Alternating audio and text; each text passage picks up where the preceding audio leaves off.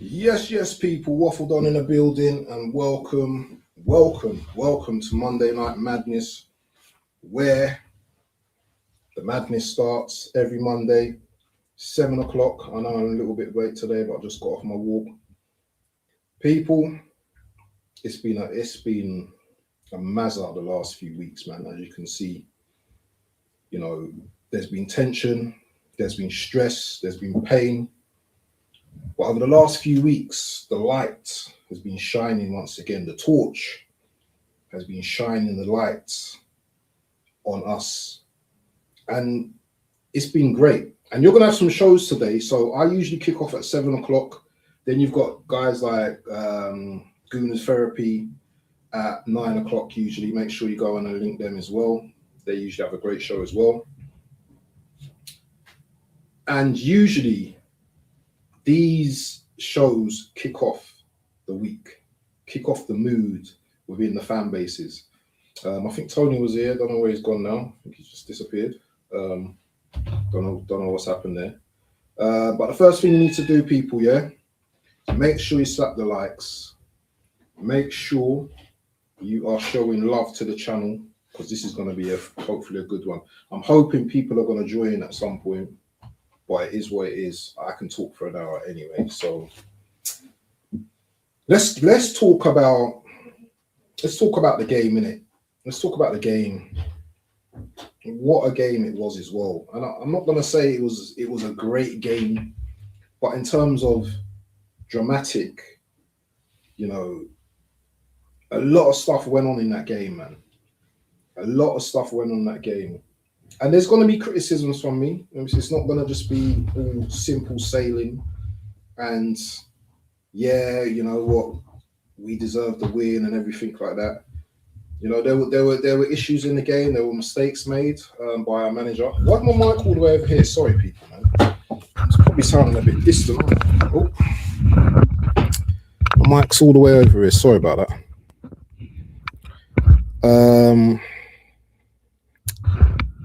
Can't remember what was I saying actually. Yeah, there were issues in the game, but I came out of that game.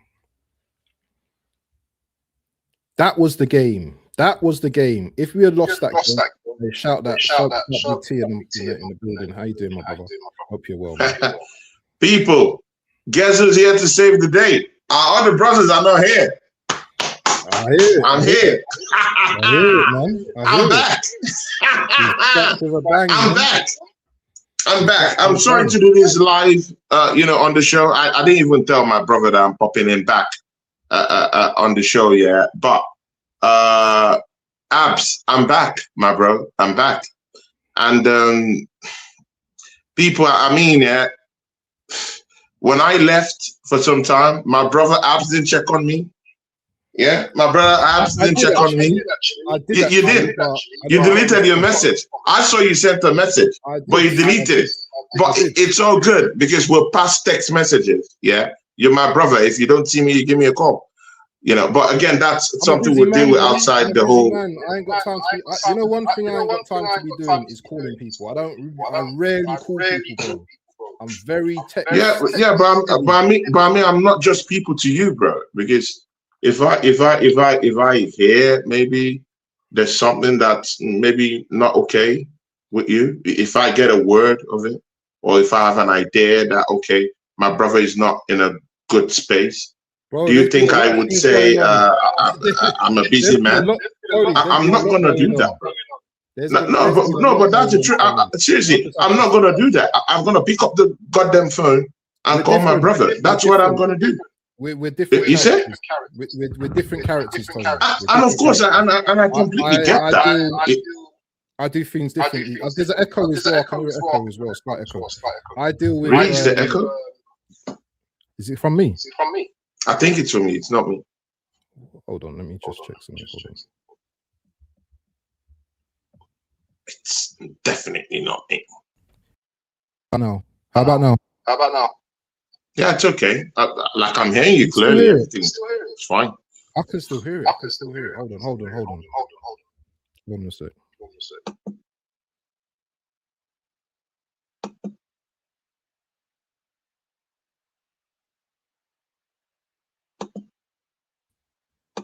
Yeah, apps just went off, but it's back now. So yeah, I think it. Yeah, it's me. What is it? Yeah, but it's not so huge. It's not big. It's okay. We can ride on with the show. It's okay. It's not a problem.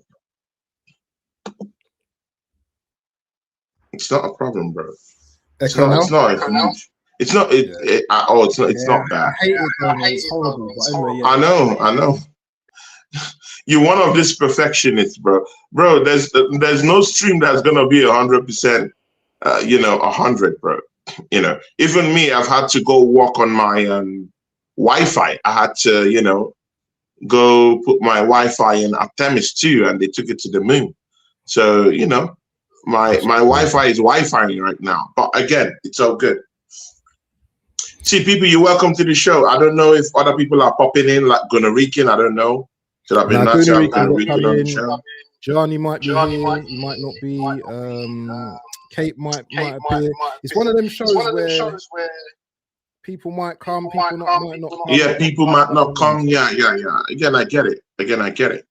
Like for me, for some weeks, I've missed the show. I've not been around, but I'm back. I came back like about 2.5, almost 3 weeks ago. So it is what it is. But I've been doing some personal shows. Let's touch on that because a few weeks ago, 5-6 weeks ago, whenever it was, we lost that Carabao Cup. And I tell you what it was for me that made me really go mad was the Bournemouth game. That's when my head went.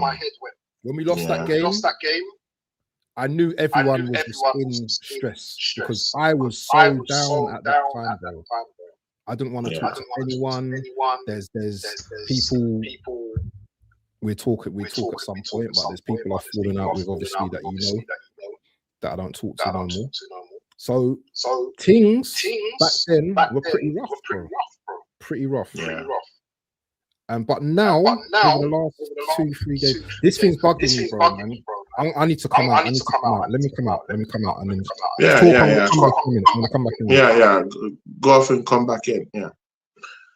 Yeah. I mean, people, me and Abs are just, having some little, understanding about what's really going on. Because, I mean, the season has been a very huge, big roller coaster, people. Yeah. Very big, huge roller coaster. And it takes a mental toll. Yeah, mostly when you're an Arsenal fan, it takes a mental toll on you. Mostly when you have to, do this watch-alongs, follow the team that you're following judiciously. Mostly Arsenal. Yeah. You're doing the watch-alongs. You're doing all these things. It takes its toll. Yeah, you're back. You're back, my guy. It's still echoing. Is it still echoing? Yeah. Why is it echoing, bro? Yeah, but you heard me, right? I'm not the one, right? I can hear you. Yeah, it's me, and it's bugging me. Yeah. But again, it's one of those things, bro. It's one of those things. We'll ride it to the end. Yeah, I mean, see, brother. I mean, I hear you when you say it's that Bournemouth game, but for me, it was that final, that Carabao Cup final, bro. Live on my own stream, I just broke down. And I was like, God, I've been following this team, doing all these watch-alongs, following the team judiciously, doing all these things, going to all these channels, And then, is that the final these guys put up for us? Is that the dish we get to be served? And at the time, I was just so pissed off. And, I noticed that I was actually, talking to some of my, probably maybe family members or mates in a very harsh way due to the anger in a way. So that's not necessarily me. So I had to take a break. I had to take a break from it all. So and the break coincided with when we were, because there was an international break at the time. So we went into that international break. So it's not like I missed anything per se. So went on that international break. That was also, mind you, after we played Man City, it was in that same week we played Bournemouth, and then everything just went further into a deep dive. I didn't even do a watch along. I was already. Yeah? Let me try my headphones. Sorry, let me get my headphones. Yeah, it's okay. It's okay. So people, so people. So it was just after that Carabao and Cup and what we dished out. I just logged off. I really needed to think, you know. So I went off, and then I came back. I did my first watch along when I came back against Newcastle. So it is what it is at that point. So, and I was doing more of single-handed shows because I couldn't do shows with people at the time because the football season has just started. You remember that I have to go for football games too. So of course it's, you know, it took me off the shows. So it's only when I have the time to do it on my own, that's when I could actually appear on shows. So I did shows when I could. So it's just now that there's some little adjustments to some of the games I'll be having in football, you know, that I could now, you know, do streams. So, and I'm totally okay with our spacing right now. Look at the win against Newcastle, hot games. Look at what we did against Fulham. We came back, you know, smacked them up. And again, went to the Champions League. You saw that game against Atletico. And all this is happening when the doubt is high, when everyone is saying we can't do it, when everyone is saying just write off the team. And I'm saying, you know what, yeah, I was saying a treble, but okay, F it, we're not getting a treble this season. How about we get even a trophy? How about a trophy? Yeah. And I'm just totally okay with what we're doing in the Premier League because that's the title that has eluded us all these years. So I'm happy with where we are right now. And again, when you see us go into a highly pressured game, like that game yesterday against West Ham, and come out alive from the den of these lions, where not just the West Ham fans, but rival fans are back hating, brother. Bro, you're not new to all these things, bro. You've been in this game. You're a general in this, you know, in this field. So, bro, this haters. Rival haters, Liverpool fans, they've turned to lions. Chelsea fans, haters. Man United fans, haters. We're not just dealing with the YouTubers or their fans. We're also dealing with their former legends, bro. Look at the words of the former Manchester United goalkeeper. Look at what he was saying yesterday. You won't believe it that that guy, yeah, is actually being considered as the best goalkeeper ever in the Premier League. Saying those sort of things out there just because it's Arsenal that's in the conversation. But this is what I want to ask you. Oh, this echo thing, man. I'm not hearing any big echo, bro. It's okay. No, I hear it. You're hearing it, but I'm not hearing any big echo. They can hear it. I'm going to reboot my machine, but I want you to talk. I want you to talk.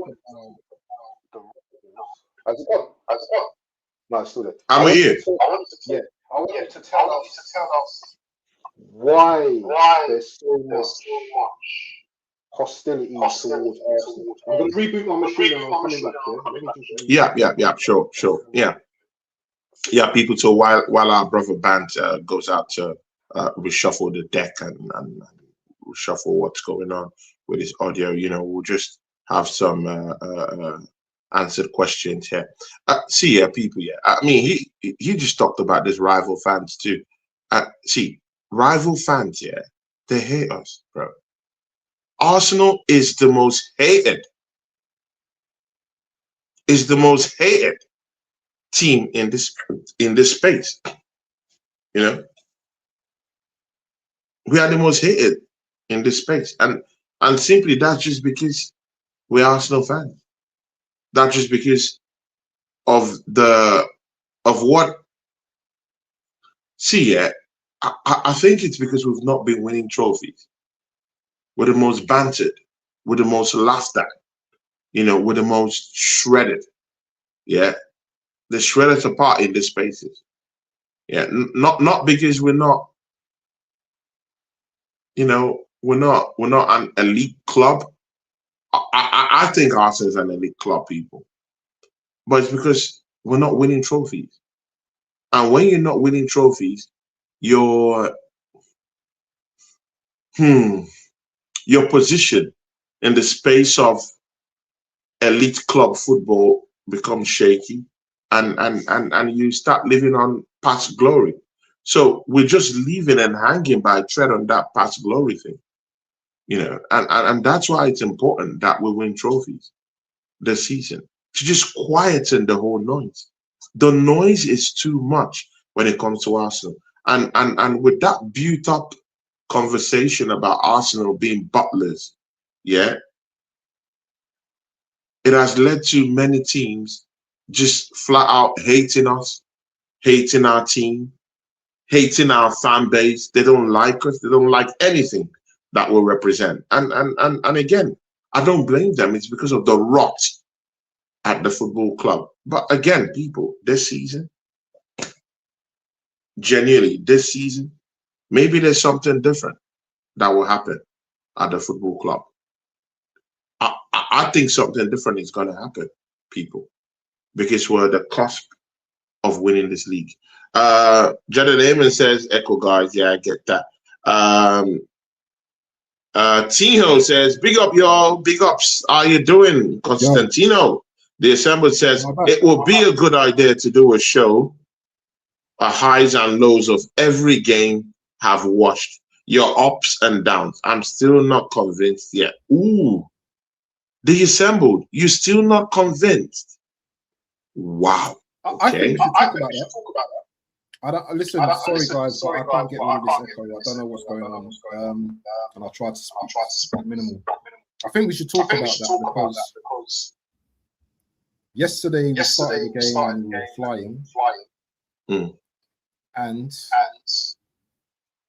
Ben White gets injured. Yeah. And instead of bringing Mascara on, Arteta brings on Ben White. Brings on Zubimendi. And puts Declan Rice right back. I think these are the little things that the Assembled is not convinced about.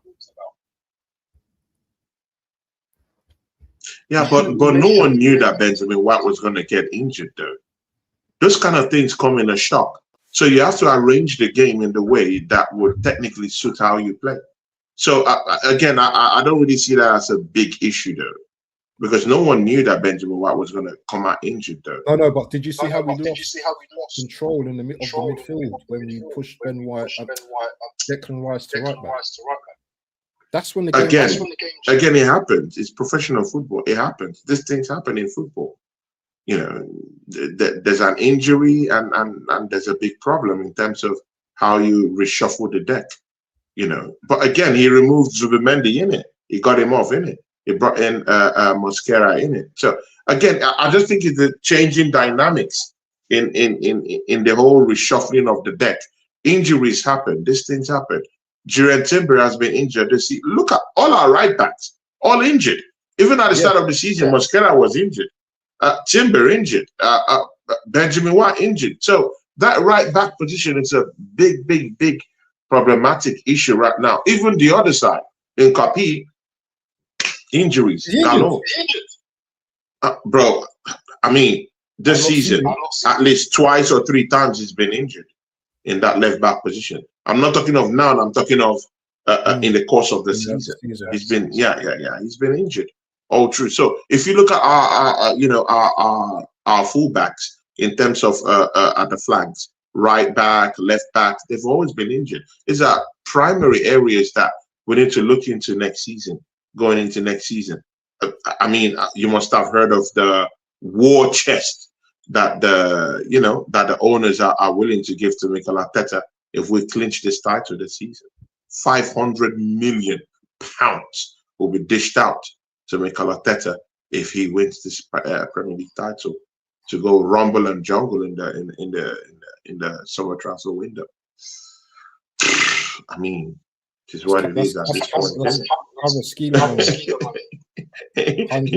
is what it is. But you know what? How about you, bro? I mean, see, yeah, apps, yeah. I mean, we need to hear from you too because your words do matter. Yeah, bro. Winding me up, man. It's still everything for me, bro. It's just the echo's just really annoying. Can you hear me though? Can you hear me? I can hear you clearly, bro. This echo thing, I don't know where it's coming from, but bro, I hear you clearly. See, bro, yeah. You look into that matchup against West Ham, yeah. It was a high-pressured matchup, yeah. City have just won their match. So there has to be a response from Arsenal. You're going into a London derby where West Ham is fighting for their lives in a relegation scrap against a fellow London team that we hate too, our biggest rivals in Spurs. Yeah. So going into this matchup, yeah, there was always going to be that pressure. But again, I was seeing very, very uncomfortable statements being said about Arsenal, like Arsenal fans and some other fans were actually thinking that we could just stroll up to the new London Stadium and just smack up West Ham by 4-1. And I'm like, where are you guys? What part of earth are you guys living in? These guys are in the scrap of their lives. One thing I do know, yeah, it's about when it comes to people's food, when it comes to people's finances, when it comes to how people feed and how they're going to feed their families, it turns into a personal thing. That was a personal scrap yesterday. There is no how I'm expecting Arsenal to go on and smack up West Ham by 5-1 or 4-1. It's not possible. They're fighting for their lives. But you, what do you think? Do you think that we should have just gone into that matchup and we have the propensity to just smack them up by 4-1 in a highly pressured game like that? That could actually determine if they stay or leave the Premier League. You see that game yesterday. Anything could have happened. But yeah, they were fighting for their lives. You can see they were fighting for their lives. But as I said earlier, with the injury to Ben White, because if you saw the first 15-20 minutes, we were all over them. We hit the crossbar. Calafiori had that charm.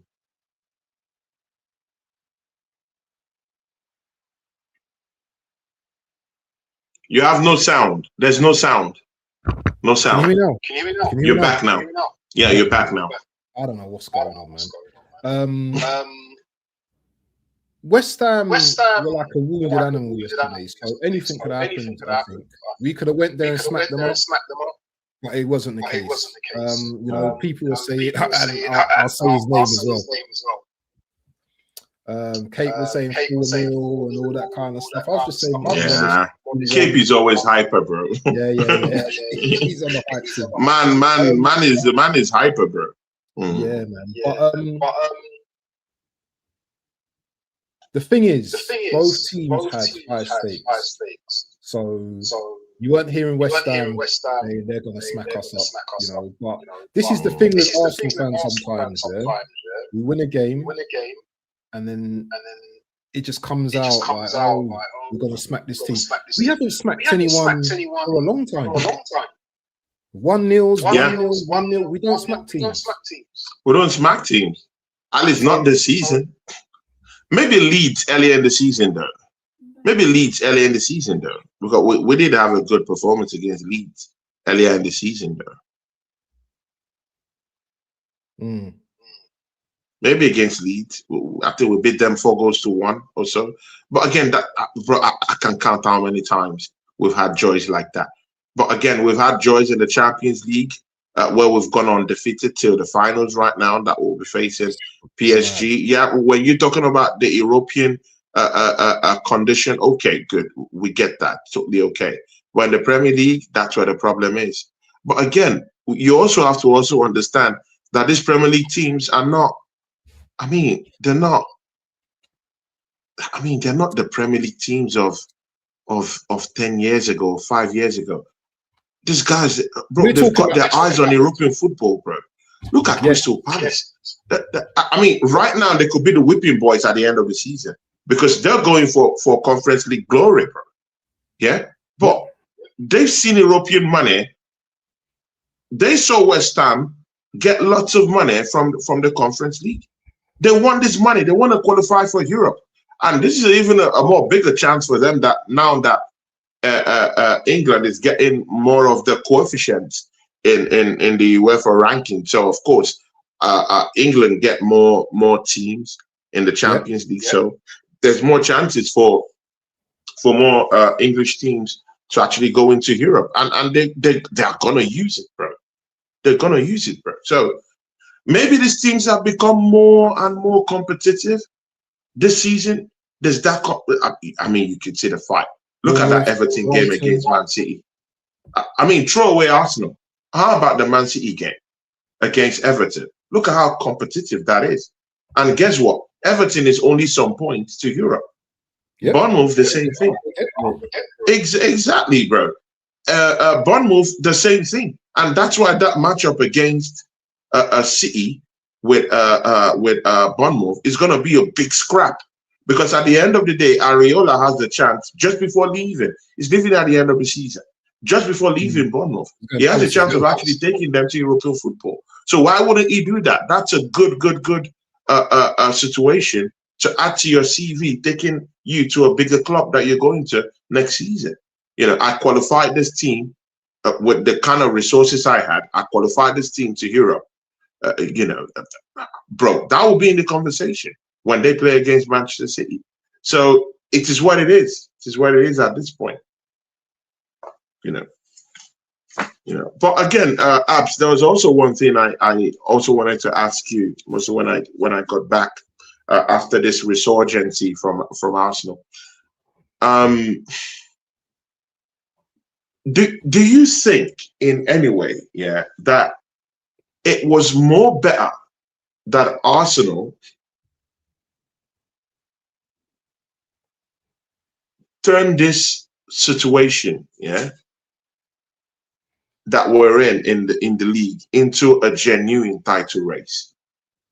Do you think there'll be more credibility in us winning it now that it is a genuine title race with Manchester City where we're going back and forth? Or do you think there was credit in the bank when we were leading by 9 points and everyone was saying, oh, it's Arsenal's league, there's no credibility, we have injuries, Liverpool, our players are shit. Man City, Pep is gone, Pep is dead. We don't have the players. Renders is a completely useless player. Haaland is scoring goals, but no one is helping him out. Bro, all these excuses were coming out when Arsenal were 9 points ahead. It was like there's no credibility to that title. But right now, suddenly, when City have won the Carabao Cup, suddenly, right now, there's a little bit of like, oh, okay, City's going to scoop everything. They have a chance of winning the treble right now. Okay, but you said the team wasn't good. But, we're still managing. It's still Pep. Oh, from a team that was completely in rebuild to a team that won the Carabao Cup, now the narrative has changed all of a sudden. Now, we should expect that as Arsenal fans. But what do you say?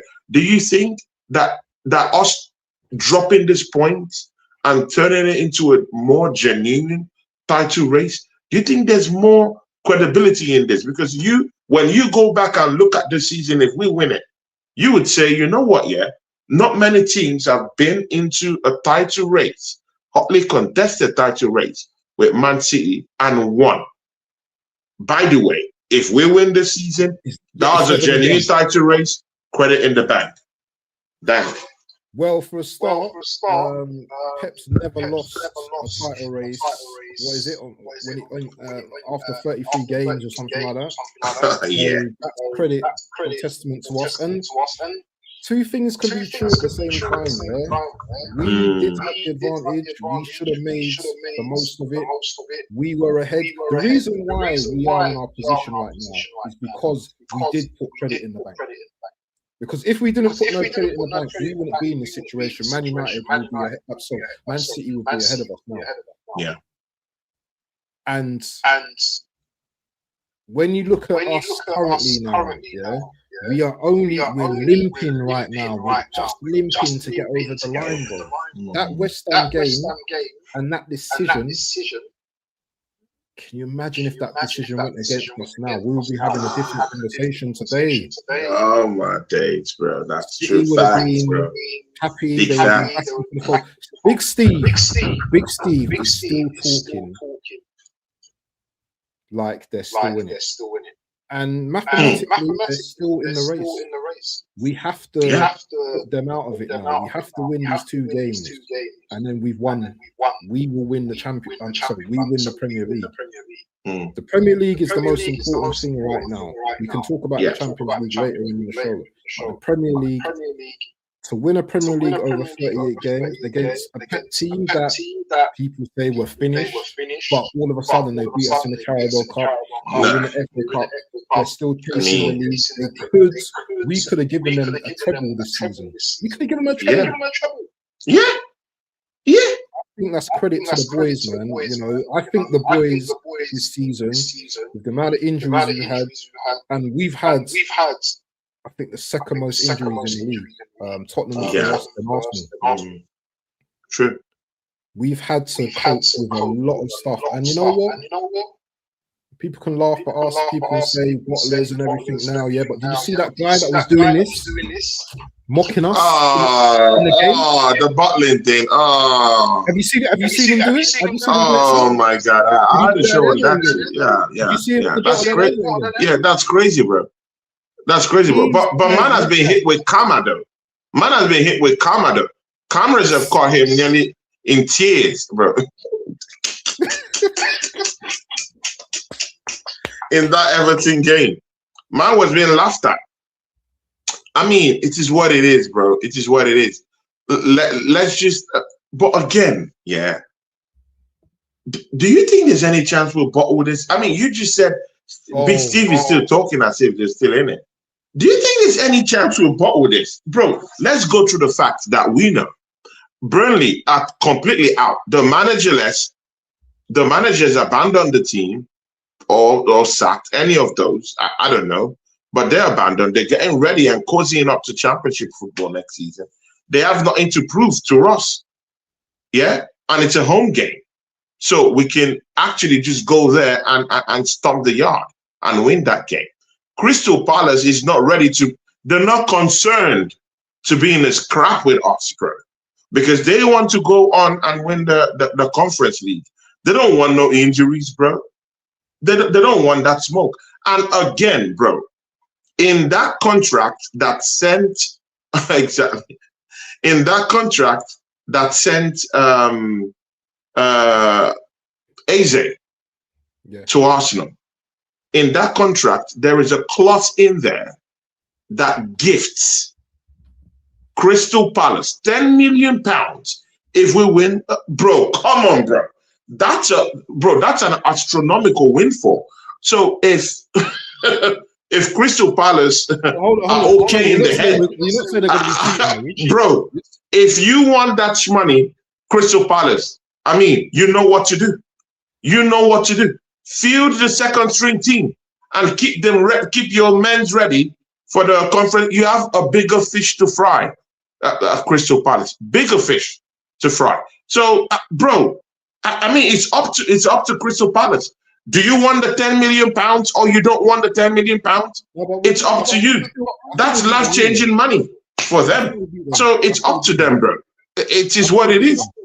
So, I mean, it is what it is at this point, isn't it? So, unless you're telling me that Burnley that doesn't want any smoke at all with us, because there's nothing left to fight for. There's no pride. There is no, bro, nothing. Everything has been stripped away from them. It's confirmed they're going down to the championship. What else? What more do they want, bro? And it's a home game with Arsenal. Bro, how are we going to bottle that, bro? Yeah, and then Crystal Palace, I don't think they want that smoke. They don't want it. Yeah, but we'll probably beat them anyway, fair and square anyway. December says, are you saying Arsenal corrupted the game, Tony? Are you saying Arsenal corrupted the game, Tony? Corrupted the game in which way? I don't think we corrupted any game. That was a legitimate clause on a player's contract. So it is what it is. There's no corruption there. It's a normal thing. Business people do have informed business principles and add all sort of clauses to different players' contracts, taking them to the other club. So it is what it is. Apart from the Eze contract, in the Brentford deal that took Nordgaard to the Arsenal, there was also similar clauses there too. So I mean, it is what it is. They have all these clauses everywhere. It happened. I want to ask you a question, Tony. As a referee, the decision to not reward the goal or foul on Raya. What is your thoughts as a referee? Did you think it was a fair decision, or do you think the goal should have been allowed? I think that was See, Abs here. When you're refereeing a game of football, goalkeepers are highly protected. There's one thing we need to get out there. Goalkeepers are so protected in this game. Yeah, that if there's any single scrap that gets to them in any way or truncates the movement in any way, it overrides every other situation on the ground. It makes it more obvious that something should be done. There was a clear foul on David Raya. There was a hand on him, and the hand did not just tap him and go away. The hand was held. Yeah, there was no inclination of getting the ball or any vision of actually trying to get the ball.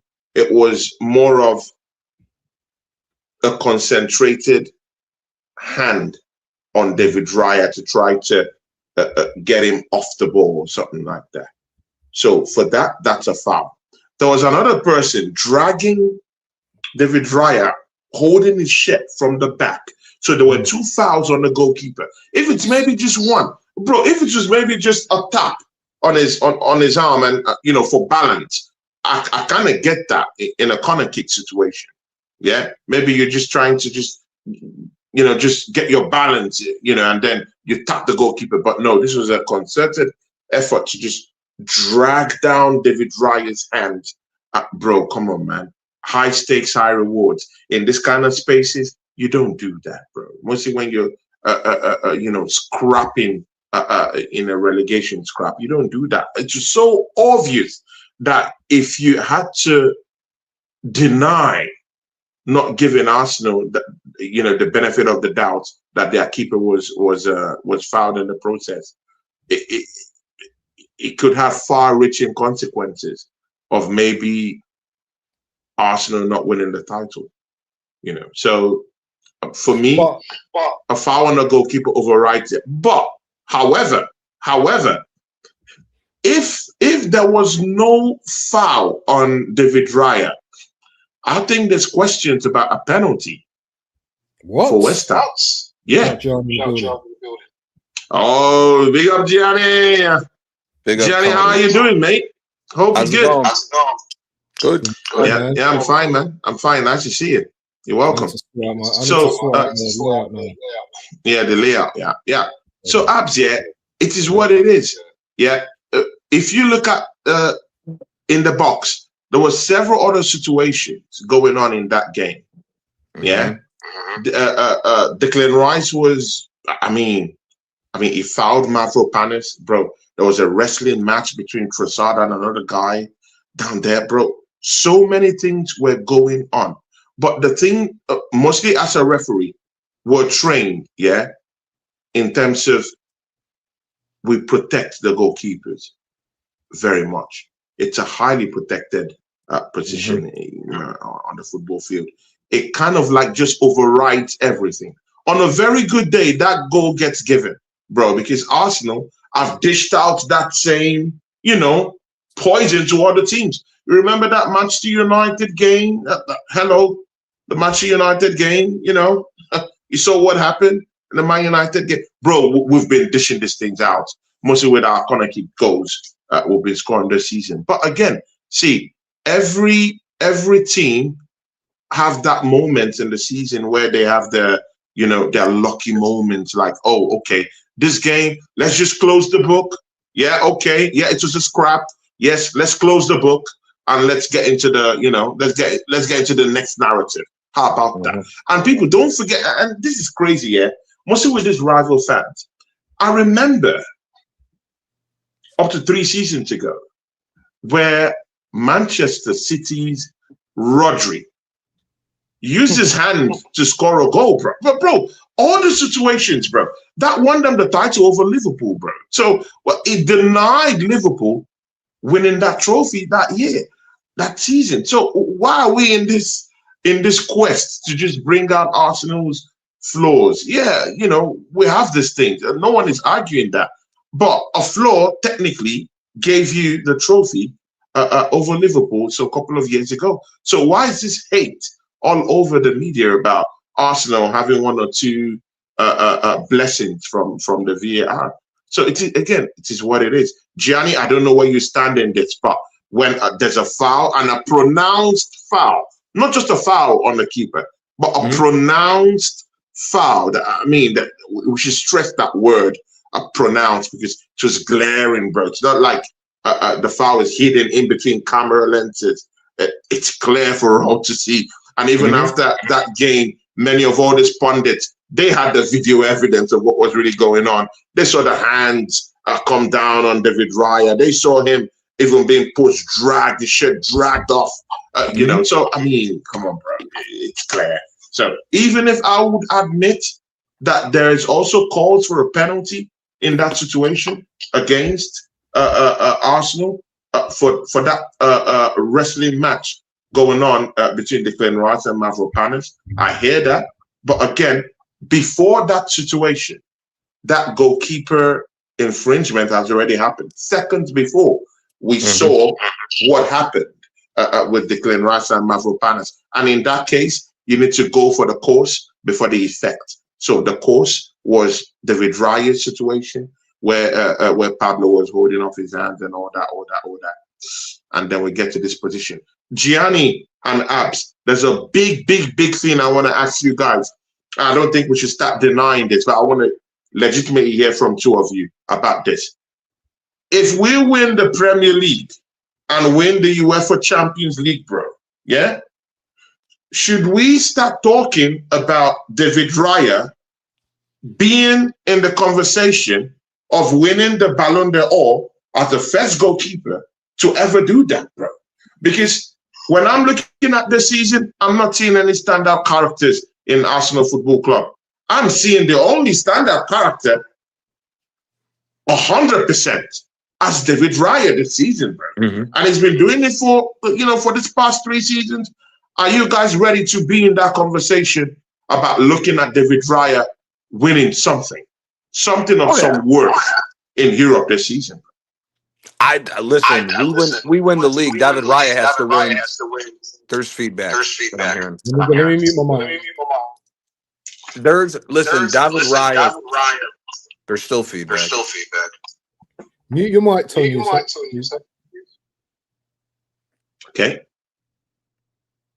Okay, I think that's good. Yeah. David Raya should win MVP of the season if we win the league, straight just off the bat. He's the most valuable player for this team, number 1. Number 2, Ballon d'Or, if we win both of those trophies, he definitely has to be put in that conversation. I mean, you can argue that if we were to win the Champions League, he's the best goalie this year, particularly because of the fact of Thibaut Courtois' injury. Now, talking about being the best goalie in the world, I don't know, because Courtois has been doing it at the top level for a much longer time period than David Raya. So I don't know if I'm going to say that he's better than Courtois, but he's definitely in that conversation of top 3. He's definitely in that conversation if we hold on and win both trophies. Listen, I don't like the slander that's been put on Raya. People try to say, oh, he does mistakes and all this. Every goalkeeper nowadays, now that they've made goalies have to be so much more focused on their touch with the ball and being good at their feet. All goalies are prone to mistakes now. We've seen Allison's been considered one of the best goalies in the world. We've seen him make mistakes. We've seen Courtois make mistakes. It shouldn't be just looked at as, oh, it's Raya, it's Raya, it's Raya. No. We win just off of winning the league. Raya should win the MVP of the season for me, for Arsenal, because how many insane saves has he made across the entire season? We've been stinking out games since the start of the new year, and a lot of the wins have become of him making some crazy ass saves. And I mean, the save he made on Fernandez at West Ham was phenomenal. So I'm not trying to hear none of that as far as the slander for Raya. To quickly go to what you were saying, Tony, I 100% agree with you. The difference, I don't know why people are getting upset about the craziness, because everybody has committed fouls on goalkeepers that haven't been called this season on these corner kicks. And that's what we said going into the next round after Leverkusen, when we saw the corner kicks in the Champions League starting to be held around by the referees and not allowing them to do all the nonsense that's going on in the Premier League and the Champions League with the corner kicks. That's why I think we started seeing that. Had the Declan Rice foul happened before the arm even got put on Raya, there's a shout for a penalty because of the timing, because it happens first. But the arm is already on Raya as he's going up while Declan Rice is committing the foul. So that's why there's no penalty for West Ham. It all comes down to the timing on that. So that's not nobody else's fault. It's just, it is what it is. Listen, for me, I think we're winning the league now. For me, the West Ham game was the biggest worry for me. I don't see any reason why we should be worried about Burnley unless we make a huge mistake. But I just don't see that happening. And Crystal Palace, listen, yes, we have to play Palace because it could potentially come down to that game because it may go down to 2 points. But I don't see Palace throwing a fully fit squad and risking losing out on potential European silverware for them to get a win over Arsenal. I just don't see that happening.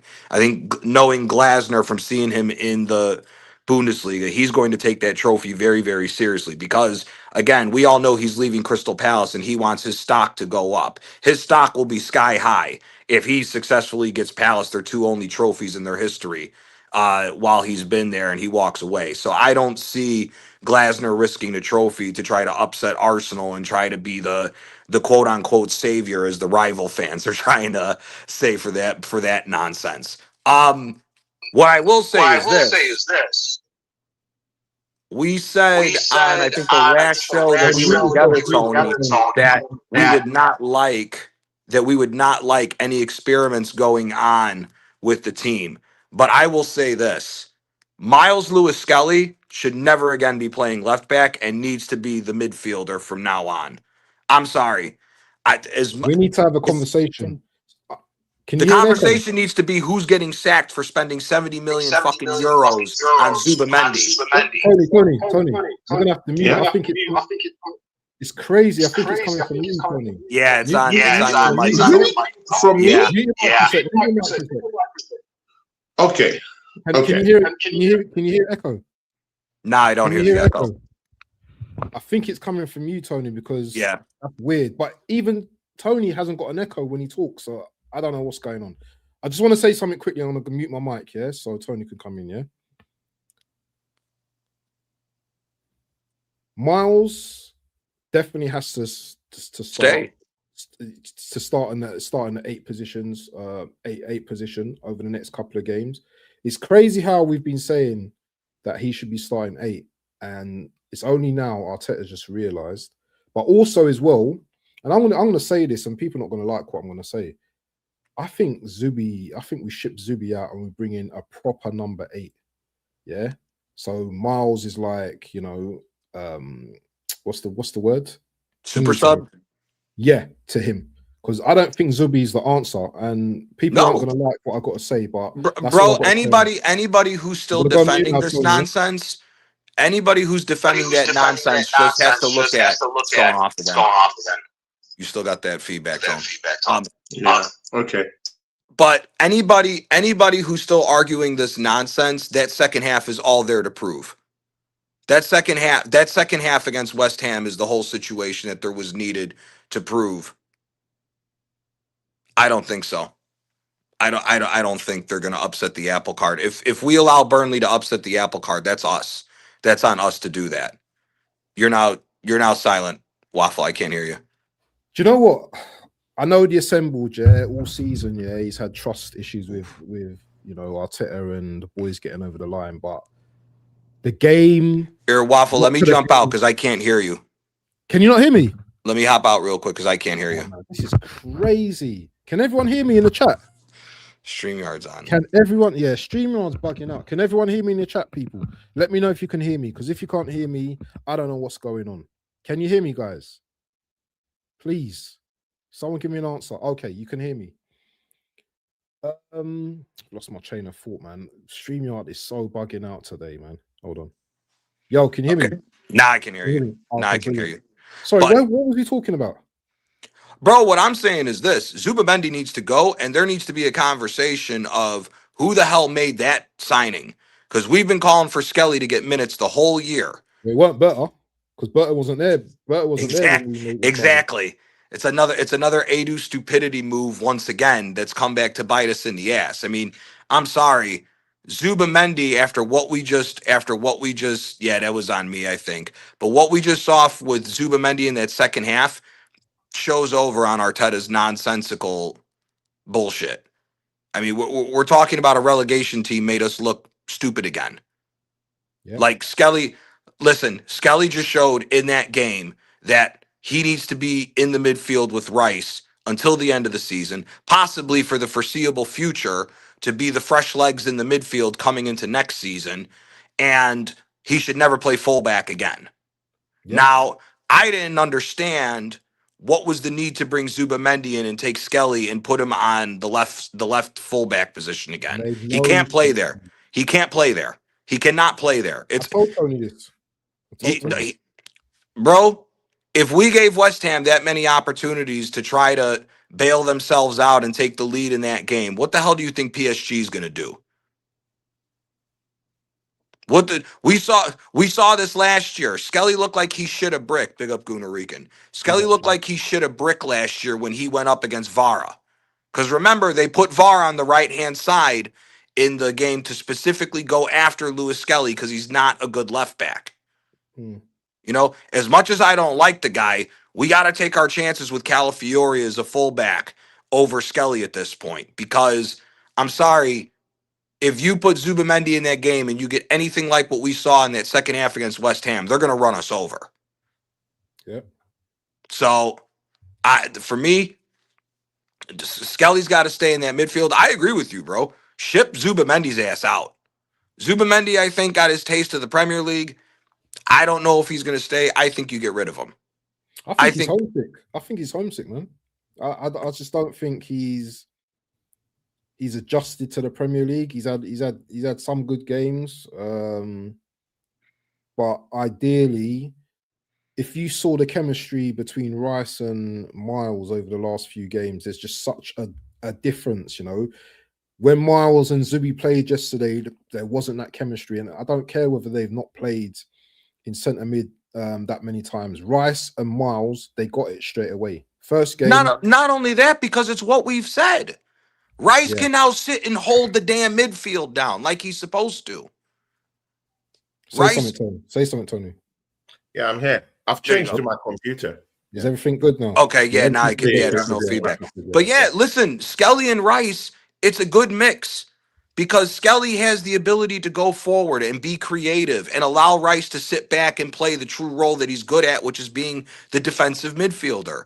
Zubamendi, listen, man, if you're going to play Zubamendi next to Rice, he has to go forward. He can't be just sitting back and trying to force Rice to go forward or I'm going to go forward, you stay back. There was none of that. As soon as you've seen Arsenal get the ball, Rice, sit back, cover the back line. Skelly, you go forward with Eze. Let's create some plays and let's get after these idiots. And that's what we've seen every game since this has happened. So Skelly, for me, he has to be the midfield combination with Rice. I'm done seeing Zubamendi, man. I want to bring Because Tony. I want to bring Tony into this conversation, yeah, because since Miles came into the midfield, Tony, it's almost like we turned into a different team, more attacking, more flow. And the word I've been saying is balance. All season, most of the season we've not had the balance.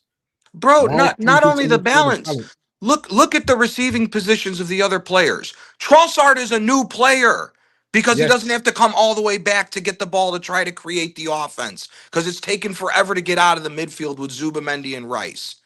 With Miles Lewis-Skelly being able to express himself going forward and with more pace about him, look at where we're getting the ball into the options for the wingers and everybody to get the ball going forward more. Trossard looks a completely different player, that he doesn't have to come all the way back to pick the ball up. It's the same thing with what we've been saying this whole season with the number 10s. We've said Eze's been inconsistent. Odegaard, inconsistent as hell. But look at them now. Eze being closer up the pitch and being more in the middle looks better because he's not coming all the way back to try to create the offense. That's why Skelly should have been the guy in the middle. But again, I don't really think that that's solely is the Mendy problem. No, it's the manager's problem as well. But what I'm saying, we can't solely just blame Zubimendi as the main factor why why some of our attacking assets have to actually just drift back a little bit and get the ball a little bit more forward. Look at Odegaard. I mean, he's in the season. Look at him, bro. Engineers nothing, no vision at all, completely trapped. I mean, in yesterday's game, I mean, it's good to see him walk the channel, walk the road, get into those pocket spaces. I hear that. But again, that's what playing without pressure brings for you. So right now, I'm looking at this thing like this now. Zubimendi is battling fatigue. That's what I think. 100%. 100%. He's battling with fatigue. Let's not forget, he scored some couple of goals this season. Do you really see goals in Miles Lewis-Skelly? Maybe that's a shout. Maybe that's a shout for him to improve his game, though. But again, I've seen Zubimendi get into more attacking options and got some certain goals this season. I've not seen Miles Lewis-Skelly score some important goals this season at all. Maybe that's because he hasn't played, or Arteta hasn't really given him the freedom to do these kind of things. I hear that, but again, why don't mistake this? Why we are seeing Miles Lewis-Skelly playing in this way with such vigor and with such pace and with such freshness, with him, is because he hasn't been playing all season. Agreed. This kid on the bench. So, bro, no matter how we look at Zubimendi and haul all these things over him, the biggest culprit in this situation is Mikel Arteta. And again, you said something about balance, bro. You said something about balance, bro. Yeah. See the balance right now. Mostly when you get that freshness off the, as in he's literally been on the bench all season. All season. You can see the freshness. You can see he's still running. Look at someone like Jurriën Timber. Man is completely banged up, bro. Man is completely banged up. Out for the season. If we use him in the season, we're rushing him back. If he comes back this season, we're rushing that man back. Benjamin White, look at the runner. Just a few games. Man is completely banged up, bro. So this is what we're talking about. Ben White's finished at Arsenal. Has failed in reshuffling the deck. And again, see, I'm not saying that Zubimendi is a bad player or he should be playing or this or that. No, we're not. I'm not saying that either. But I'm not on that train. But what I'm saying is there could be two stalwarts that could actually play in the same team, interchange in the same team, and give you different bits of what they know how to do best. Agreed. If you know how what does Zubi do best though? What does he do best? That's the question to you guys. What is it that he does best? See, he's better going forward.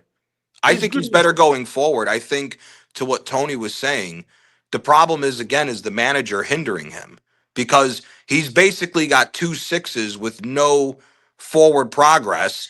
And it's basically like hot potato between Rice and Zubamendi. You pass the ball sideways. Now I'll pass the ball sideways. You know, Zubamendi, to his credit, has played some forward passes in the early stages of the season. Like what Tony said, we can't say that Zubamendi isn't a decent player. He has scored goals. He has shown up when we asked him to at certain times of the season. But again, to like what Tony said, it's fatigue. The guy's never played this much. So Sociedad hasn't been in Europe for what, 2 seasons before he came over. So that's the thing. If he kind of volumes before, exactly, and that's the Why thing. has You the can't. load been put on him? Pause. Why have we put so much workload on Zubamendi, knowing full well that he's never done this before? That's what Tony just said. It's the manager. He's the culprit in this. Again, we've been called, when me and Tony had that discussion about experimenting. The problem with that entire thing that we both said was, we've been used to this style of play. It has been successful, and it has gotten us to the position where it is. It goes with that old saying at times, if it ain't broke, don't fix it. The problem is, like what Tony has pointed out, the man has never played this amount of minutes in La Liga. He's been ran into the fucking ground because the manager, for some reason, is too scared to give the kids any type of options as far as being in this. Again, I agree with what Tony says. I think Zubamendi wouldn't be in this position if Miles Lewis-Skelly was given more minutes in the midfield at the beginning of the season. Same thing to the point to what Tony has just said about Yuri and Timber. If we knew Mosquera was a decent enough right back to cover games, he should have been getting the minutes from the jump, especially because we all seen the interview with him in Dutch when he was talking about he could barely walk against PSG and Arteta still forced him on the gate in the semifinal against PSG. The injuries are the carryovers from last year's injuries. Because again, remember, that was what the big talk was last year, was the amount of injuries because of how thin the squad was going in, because Edu and Arteta tried being cute, winning a league title with a small squad and still not doing rotations. So the injuries are carryovers of last year. And again, when you have a manager that's been used to that now for a year, he's gone into the second year. Zubamendi is the key one to see it. Again, Zubamendi looked like he saw a ghost when he got thrown in that game against West Ham. And I'm not even trying to hype up West Ham like that. It's just the fact, again, the man is logged. I think Shane said he's hit 3,200 minutes, playing minutes. The guy's never seen over 2,000 minutes, or I think maybe not even 2,000 minutes with Real Sociedad. So again, what are we talking about here? This is part of the issue with the rotation of why Skelly should have been involved in this rotation a long time ago. But again, it's good and okay, that we see Mas Lewis Skelly doing this madness right now, and we're all hailing him. But I knew a few times where they brought him on. Maybe I'm mistaken, but maybe this is just the thing, Mas Lewis Skelly lost the ball many times this season when he was put on in the first period of the season, when Mikel Arteta was just trying to just reshuffle the deck or do some kind of experiment, I knew he lost the ball in the midfield against Tottenham Hotspur. You remember that situation? Yes. Where he lost the ball in midfield and before we knew it, they've already gone out. But also, remember, Tony. No, people, we can see. I like calling the uncomfortable facts. No, you're 1,000,000% right. The only point I want to add to that is, remember, that was Skelly as a left back, not as a midfielder. The first time he was supposed to be in the midfield. But again, we all inverts as a left back. We all know what Mikel Arteta's fullbacks do. They always push forward. Correct. You are right. Correct. They're all inverted. Let's don't act as if Jurriën Timber isn't an inverted midfielder, bro. Nope. Correct. That's why he got injured in the first place. Facts. Man is not doing defending. Man is in midfield. Yep. He's an inverted midfielder. So, bro, see, if we but how many games is let's just pick the whole system. Let's pick the whole system. It's the whole system. If we're gonna have Correct. a holistic conversation about this, then we have to pick the whole system. Then stop using your right backs and left backs as inverted midfielders anyway. Because that's what is getting them tired. That's what's getting them making mistakes. And Mazzucchelli was I feel like this conversation. So it sounds like Tone. I feel like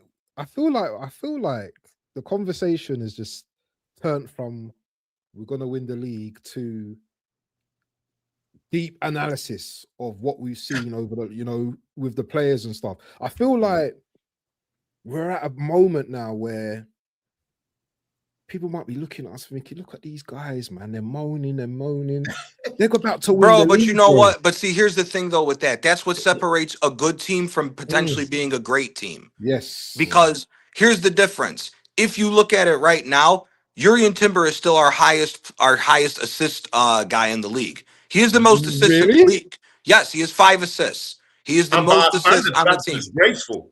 But exactly. That's a disgrace, though. Trossard's got more than him. No, he doesn't. Look it up. I dare you. Look it up. Jurrien Timber's got 5 assists. The last time I saw it, Jurrien Timber has the most assists for Arsenal in the Premier League. And that's what I'm saying. The rival fans don't even bother to check it. That's true, bro. The rival fans 5 assists. 5 assists. Don't even dare check the rival fans can say whatever the hell they want about, oh, look at these guys saying this, look at these guys saying that. Here's the problem.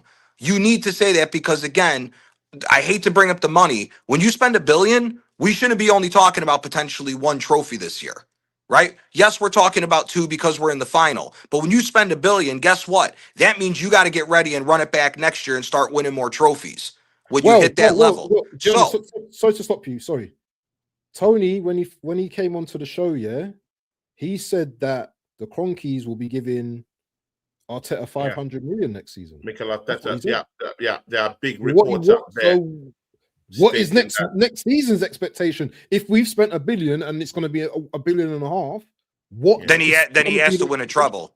If he gets that much money, you have to win a treble at that point. I'm sorry, because here's the problem. You know, modern football doesn't work like that. Money doesn't necessarily. I know, but hold on. Let me just finish. Look at what they've pumped into the football club. Look at how much they've spent. But I mean, we can talk Tony about gets technical. Player wages. We can talk about the kind of caliber of players that they have, but they've spent money. It doesn't necessarily translate to big time trophies. And right now, they might not even be qualifying for Europe. We've seen it before. But again, let them burn. But again, I hear you. When you spend that kind of money, you should be getting, you should be getting the biggest trophies in the world. Here, look, I wouldn't be, if we came back next year, right? Let's say we win the Premier League. I'm still doubtful that we can beat PSG, but we have a chance. It's a one-off game. Anything can happen. Oops, Gianni's off.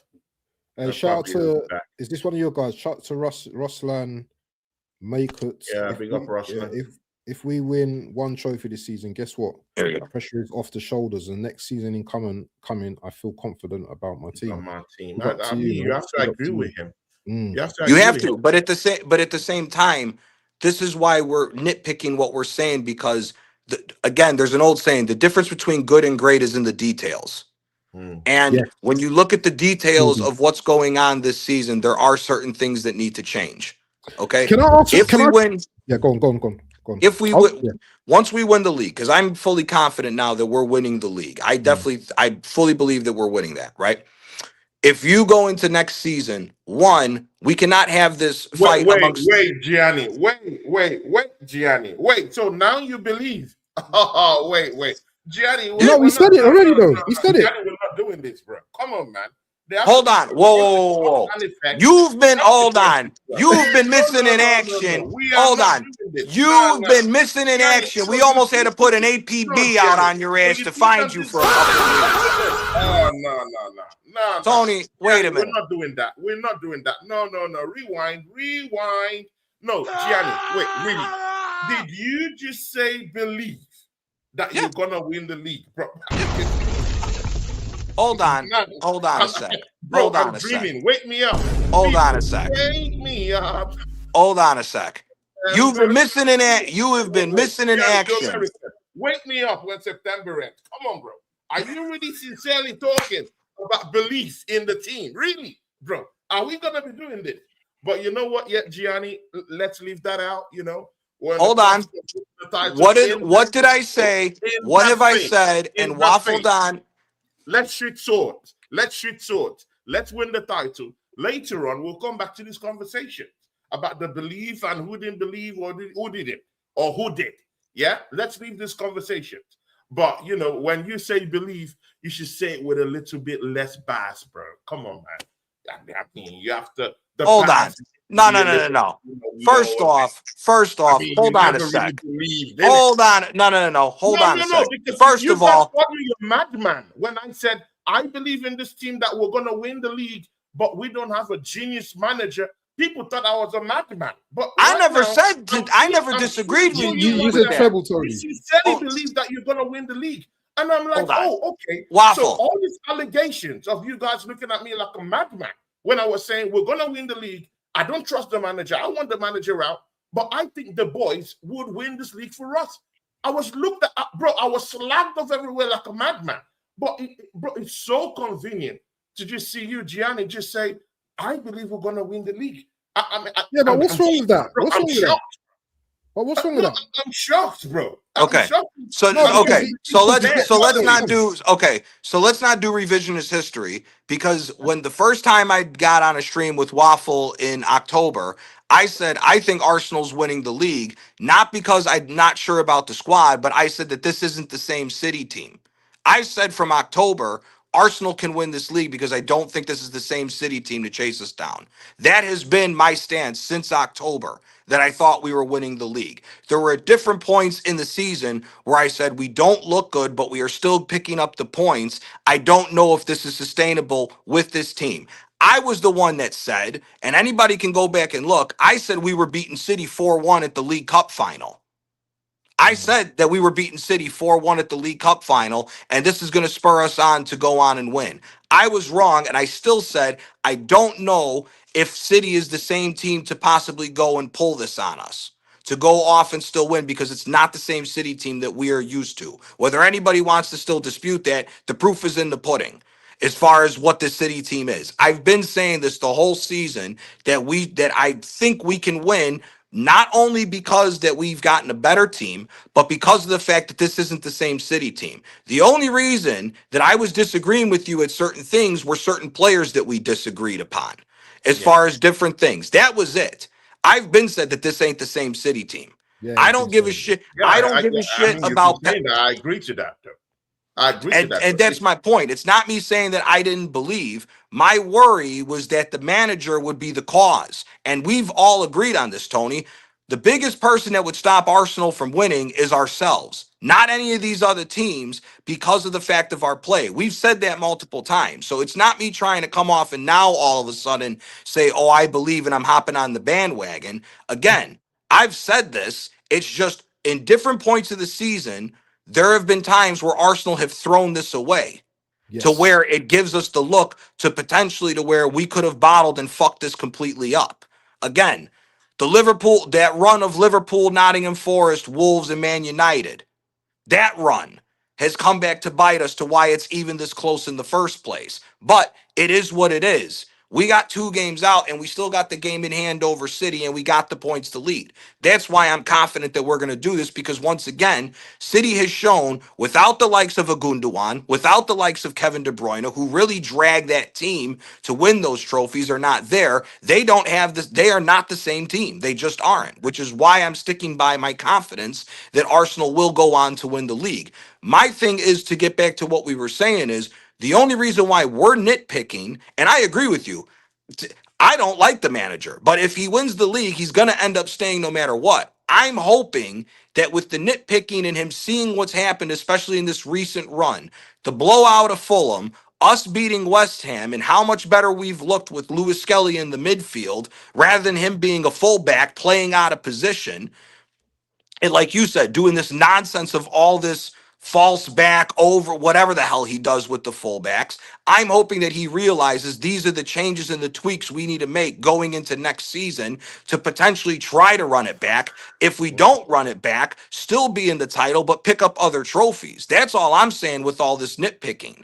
I don't want to see, like I have always said, between us talking off screen and talking in our group text and everything else. When I see this amount of money spent, I want Arsenal to be in that same conversation of an Inter, of a Milan, of a Juve. I want to see, with £1 billion spent, I want to see 10 plus trophies in a period of time because of how much money has been spent. That's the reason why I'm nitpicking this team. For City in 10 years. Huh? 21 trophies for City in 10 years. Here, Milan was 25. In the time frame of spending $1 billion. That's the only reason why I nitpick, is because I want Arsenal to be put in that same bracket as the other teams that have spent $1 billion and been successful. Not spending $1 billion and still talking about what if, buts, and maybes. Because the last thing I want to see is us win the league. If we win the Champions League, because it is an if, but if we were to win both, I don't want the pressure to go down and be like, okay, we can take a year off. No. We finally got the monkey off our back. We finally won. We finally broke through that last door to actually attain silverware. Now that the pressure's off, we should be blowing the doors off these fucking teams and winning more silverware for the foreseeable future. That's what I'm asking for. Yeah, sure. And also as well, Tony. Yeah, Tony. Quick thing to you, Tony. And you can talk. Yeah. It's not about point scoring with Arsenal fans. Yeah? Why do Arsenal fans always have to prove each other wrong? We're in it together, bro. We're in to win this league together. It's not, I get the feeling at the end of the season when we do win the league, or we're about to win the league, people are going to be saying, "I told you so." This, that, and I just feel it's just stupid, man. Everyone gets things wrong. People, you know what I mean, change their minds. Why can't it's the nature? It's the nature of the beast, bro. That happens in everything that we talk. No, abs. Yeah, see, you're not doing justice to that, bro. Because when some of us were out here saying that there's still some in some certain capacity we can still win something, some of our friends are saying no, we can't win anything.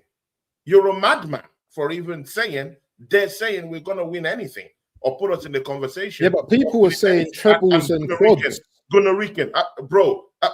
I hear it with Gianni. Gianni, you know, Gianni's a very good guy with his words, and he's man is a swindler with the words, bro. Seriously. But no. Gianni just says it as it is. Gunarican is just straight shooter. Man didn't believe at all, bro. So who didn't believe? No, Tony, no. And we had an international coming up. What are you ain't gonna overtalk me, Tony? I You can talk didn't to you, believe Tony. at all. Tony, You didn't believe at all. Yours was even the worst. Nah, because we You all know sat what, on here 2 months ago and we said we win a double. I don't want to hear that, Tony. My first ever Monday Night Madness, we all agreed that we were winning a double. No, I like how you like to believe at backtrack, all. but let's remember that, Tony. Before you went missing, we all said we were winning the double. Do you think we're gonna win the league? Do you believe we're gonna win the league, or do you think we're gonna? We said it. We said we win the league. Do you think we're gonna win the league, or do you think we're gonna bottle the league? Right now, we got 2 games. I think we're gonna win. But when you asked us 3 months ago and we dropped points, look at this man, Tony, we're not throwing. We're not throwing, Tony. We're not. It's not head to tail, Tony. You can change your mind, bro. This is bro. You can change your mind, bro. I got receipts on you, bro. But you would see what I'm talking about. Listen, you can't out-receipt me, Tony. You can't out-receipt me because I tell the people I let the dopamine take me, bro. Don't do that. You never. I let the dopamine take me, bro. Again, bring it out. You know what? I bring it out. Tony, let me do it for you. Tony, let me do it for you. 2 months ago, I said we weren't winning the league. Last month, I said we weren't winning the league. 3 months ago, I said we weren't winning the league. Right here, right now, that you believe now, that changes everything for me.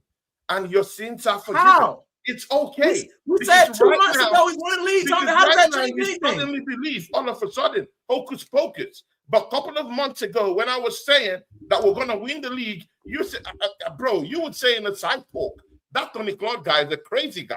It's a madman. I never said that. How dare he say we win the league? Tony, that's how sports works. But right that's now, how sports works. The famous words of Derek Chisora, who's the donkey now? Listen, that's how sports works, though, Tony. Tony, we said we win a double. What are you talking about? So there's no madman down here, bro. You know, so I don't understand why we pound our chest with 2 games to go. Listen, Tony, where were you last month, Tony? Okay. We was dropping points. When we lost the Bournemouth, where were you, Tony? This was the conversation I was having with the waffle dog, right? Because I had to defend myself, Tony, when he was losing. No, good looking. What you just brought up now, yeah, is what I was having a discussion with Abs just before Gianni came on, bro. I you know what? Yeah, I would give anything, absolutely anything, apart from my family or whatever, yeah, to see that Arsenal win the title in the way we're winning it right now, in a title race, in a title chase. But it shouldn't have been there. Bro, if we won this a month ago, bro, you already knew what people were saying. Man. 2 months ago, you already knew what people were saying. Oh, Pep is dead. Oh, our team is completely banged up. It's Arsenal's to lose. If Arsenal loses it, bro, there was no credibility whatsoever. It was just that, oh, our teams are bad. Our teams are completely banged up and crushed up. Arsenal should win this title straight away. And you know what? Yeah, it didn't happen in that way. For some reason, we drop points, and now it's turned into a genuine title race. I want credit in the bank, bro. This is a credible way of winning this league. Because if we won it a month ago, yeah, okay, good. We close it up. We win the league. I hear you. Good, no problem. But is there any credit in the bank? No. This Man City fans don't respect us. Liverpool fans don't even respect us. No. I don't care about any other fan base. Fuck them motherfuckers. Bro, it doesn't matter. There's no respect, bro. Because when you're in a conversation, they're going to respect us. You're in a conversation with Liverpool fans, City fans, Chelsea fans who have won the title through genuine title races where there's a big chase between each other, there's a little bit of a credit in the bank. But with Arsenal 2 months ago, people were saying that, Pep is dead. Arsenal should win this title. Bro, there was no credibility whatsoever. Right now, there's credit in the bank. And you know what we're? There's more, even bigger credit if we go on and win the Champions League. So it is what it is. We could mourn that, whoa, we dropped points. We could have won the league this is the time, this is that, bro. We are winning the league now. That's what matters. And if it's turned into a genuine title race, I want to win it like this, bro. I don't. Listen. I'm going to say my bet, right? I'm going to say my bet. First off, coming on here beating your chest about something that happened 6 months ago, that's crazy, Tony. That's crazy. Because we're all Arsenal fans. That's what we said, right?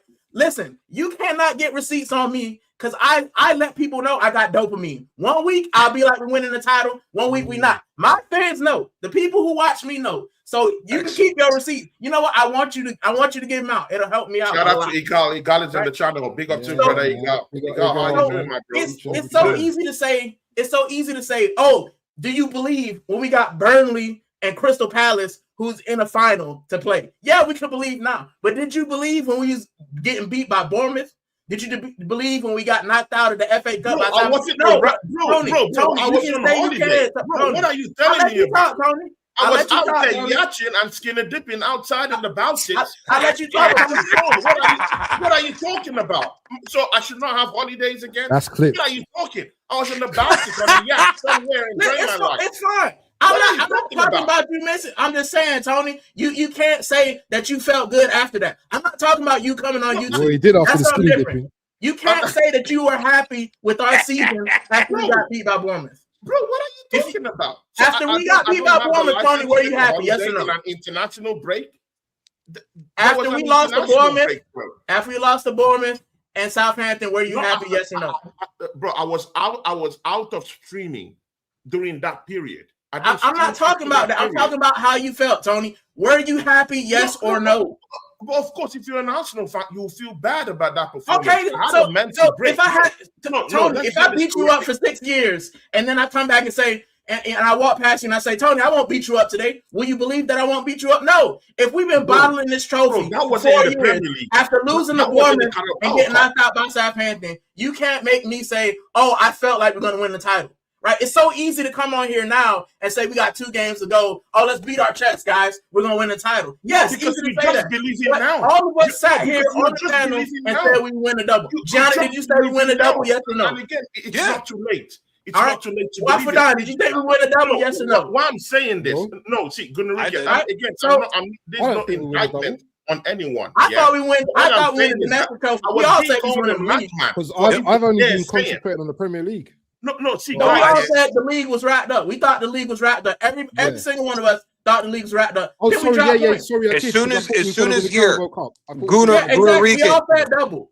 No, Rican, no if you one thought we remember- won the Champions League, which I admit I was wrong about. Right? I didn't think we make the Gunnar, final. you But never we all thought said it we was was winning wrapped the up. title. Gunnar, you never thought it was wrapped up. You thought we were bottling it, bro. Come on, bro. Why, bro? No, why No, we doing like this now? that's not Bro, right. you thought we were Gunnar Rican and myself both said once we got to the next round of the Champions League and Man City got smoked by Real Madrid, we both said that we're at least walking away with 2 trophies with the League Cup and the league. We Who both said said that same week. I'm Who not said that this? that is facts that we both said that. You can As go soon as back and look at then it. what we all got worried from was the ass kicking, even though it was 2-0. When we lost that League Cup final, everybody hit the panic button because we didn't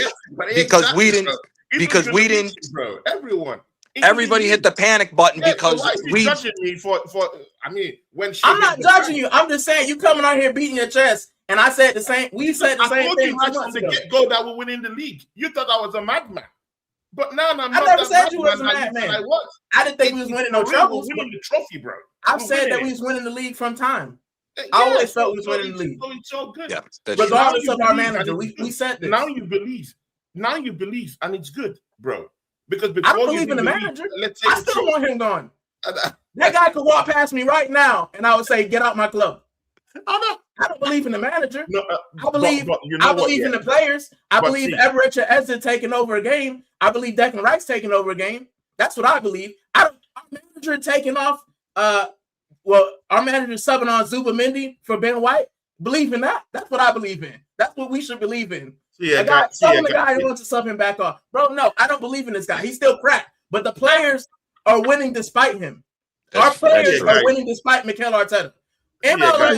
should have I been want to winning quickly every ask you season. guys this question before I go. I have a show on my channel with Oregon Gunnar. Yeah? Okay. But see, Abs, Gunnarican, Gianni, we have to have this conversation right now. Mhm.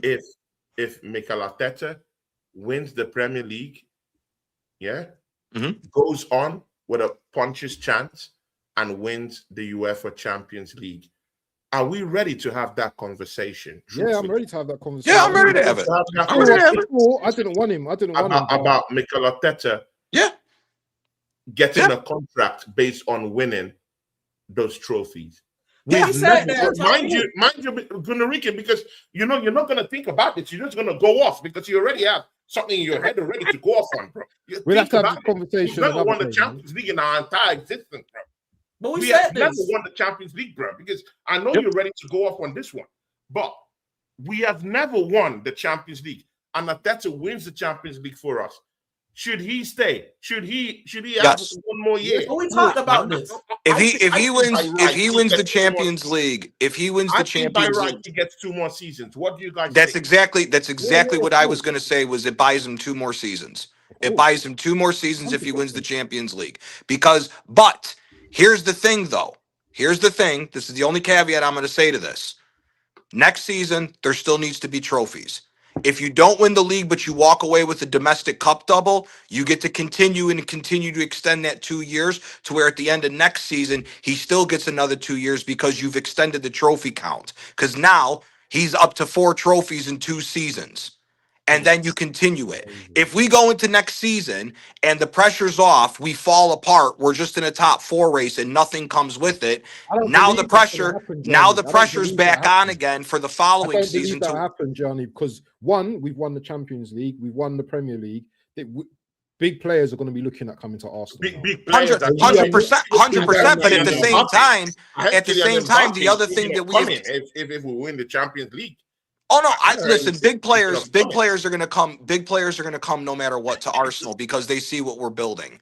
They see what's going on here. If we get over the hump this year with just the league, even when players see that we've gotten over the hump with the league, number one, you're going to see other players' positions that are open. Again, a year ago, big players who play the number 10 would not have looked at coming to Arsenal as much because Martin Odegaard was a guaranteed start and you weren't getting in over Odegaard. This season has exposed Odegaard that he is not the guy to take us further as far as the number 10 position. It's Eze and somebody else. Havertz, Jesus, Odegaard have to go. You will get big players that want to come in to fill those positions because they see where this Arsenal team could be potentially heading next year with trophies being added to the team. Havertz. Very uncomfortable Havertz. There's no he needs to There's go. no uncomfortable conversation about Havertz. He has to go. I disagree with you. We will have our respect this season, not in a decade to come when we win trophy in bro. We will earn our respect this season. No, we'll earn our respect this season for winning the league, 100%. This season, we get our respect. But Tony, we have to have a trophy lad in 10 years. I'm not buying it. We'll get our receipt. Tony, do we have a chance of winning the Champions League? And the Champions League this season. Before you go, do what's your percentage of winning this Champions League? Do you think we have a puncher's chance? Yeah, we got puncher's chance. I got a chance to land in Beyonce, but I don't know if that's gonna happen. Land in Beyonce. Yeah, I don't think that's gonna happen, bro. I'm just saying. I say 70-30. I said 60-40. 70-30 from you. That's I said 60-40. No, I'm not saying 70% in Arsenal's favor. I'm saying it's 70 PSG, 30 our way. That's the puncher's chance. I think 60-40. I think people are overhyping PSG, right? And I'm not going to jump on the bandwagon and say I think Arsenal going to steamroll them. I think people are over because we had a poor team last season with the same team, and we held them to 1 goal at home. And then we took a chance in Paris, right, with a worse team than we have now. Let's just be honest. Oh, would you say PSG are better now, and we're better now as well? Yeah, I think we are. I think we have a better defense, and I think if Mikel Arteta gets his head out of his butt, then we could have a better offense as well. Like, you know what I'm saying? That's what I think. I don't think it's just going to be a give me. I don't think it's going to be Baku. I'm not saying Baku.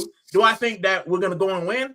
I'm not saying that either. I think it might be a cheeky 2-1, either to them or to us. That's what I'm thinking.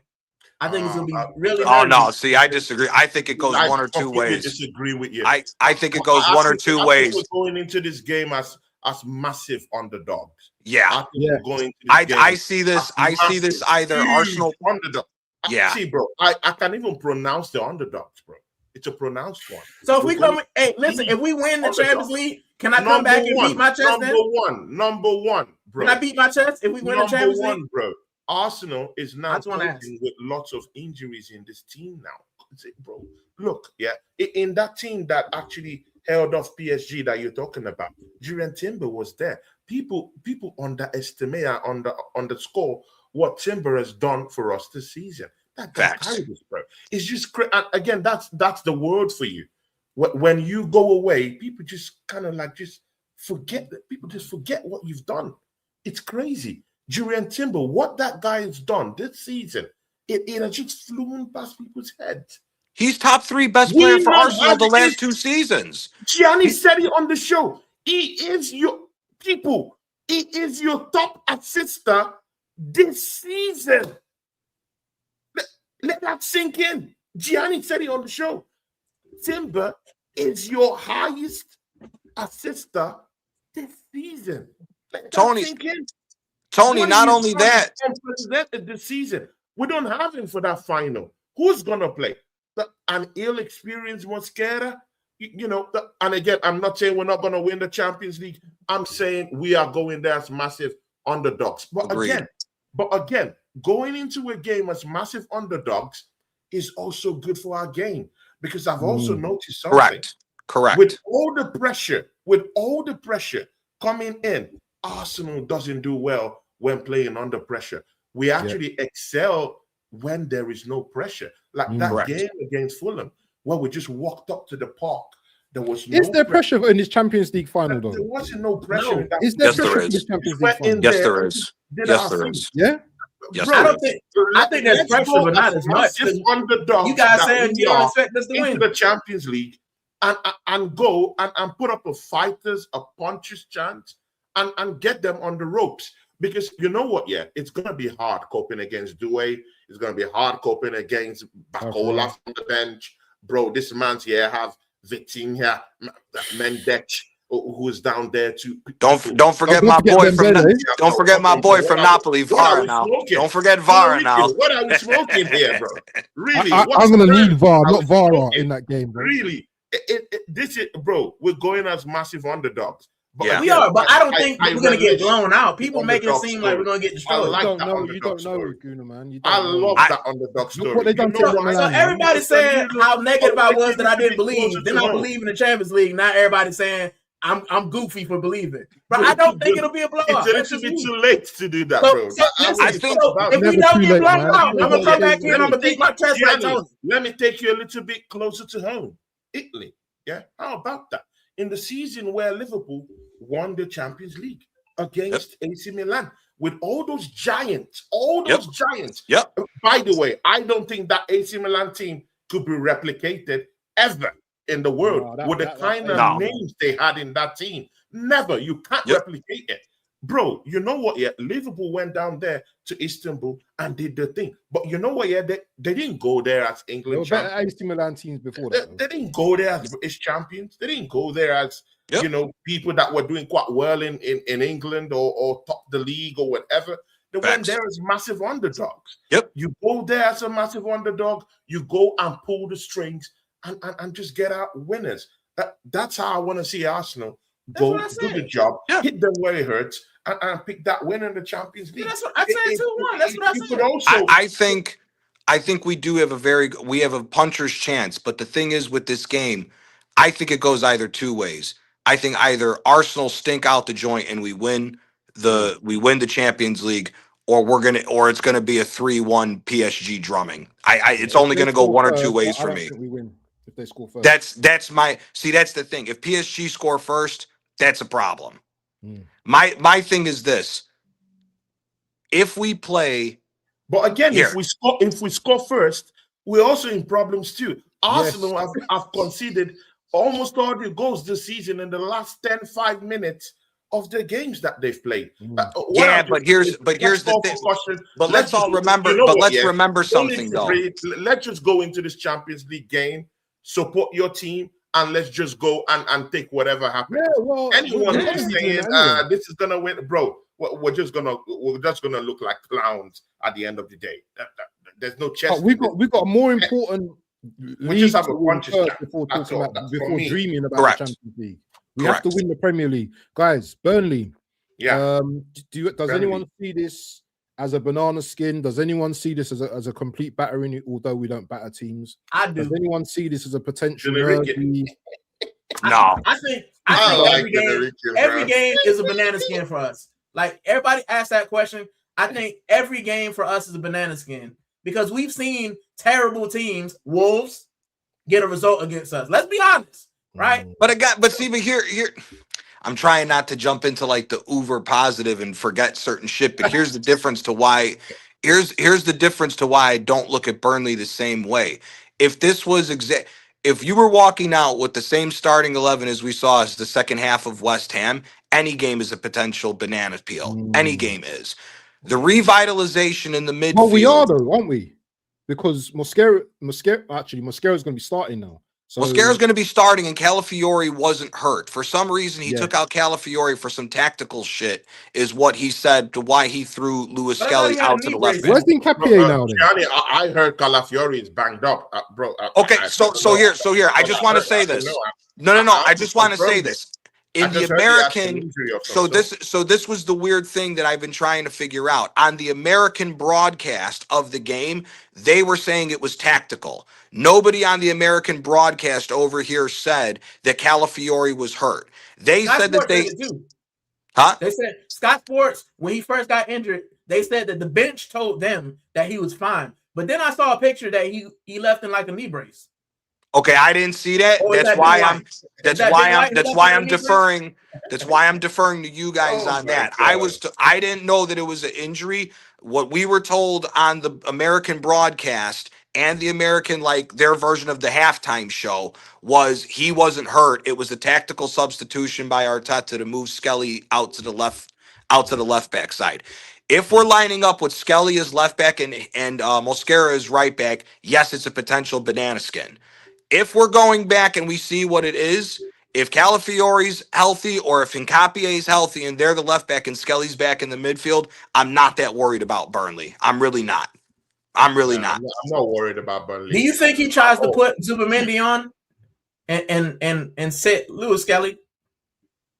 I would hope not, but if he tries to die on his sword, then it's going to be a banana skin because, again, we saw him trying to die on his sword in the Man City game with Havertz starting over Gyökeres and Odegaard starting, and it didn't work out. If he's trying to die on his sword with his boys, it's a potential banana skin. If he says, you know what, screw it, we just need a win and we need to go with the winning formula of how we've played, I'm not worried about Burnley or Crystal Palace. So now, are you not scared in any way of us burning the same players that we're now thinking of starting in our first 11 in every game now from now to the end?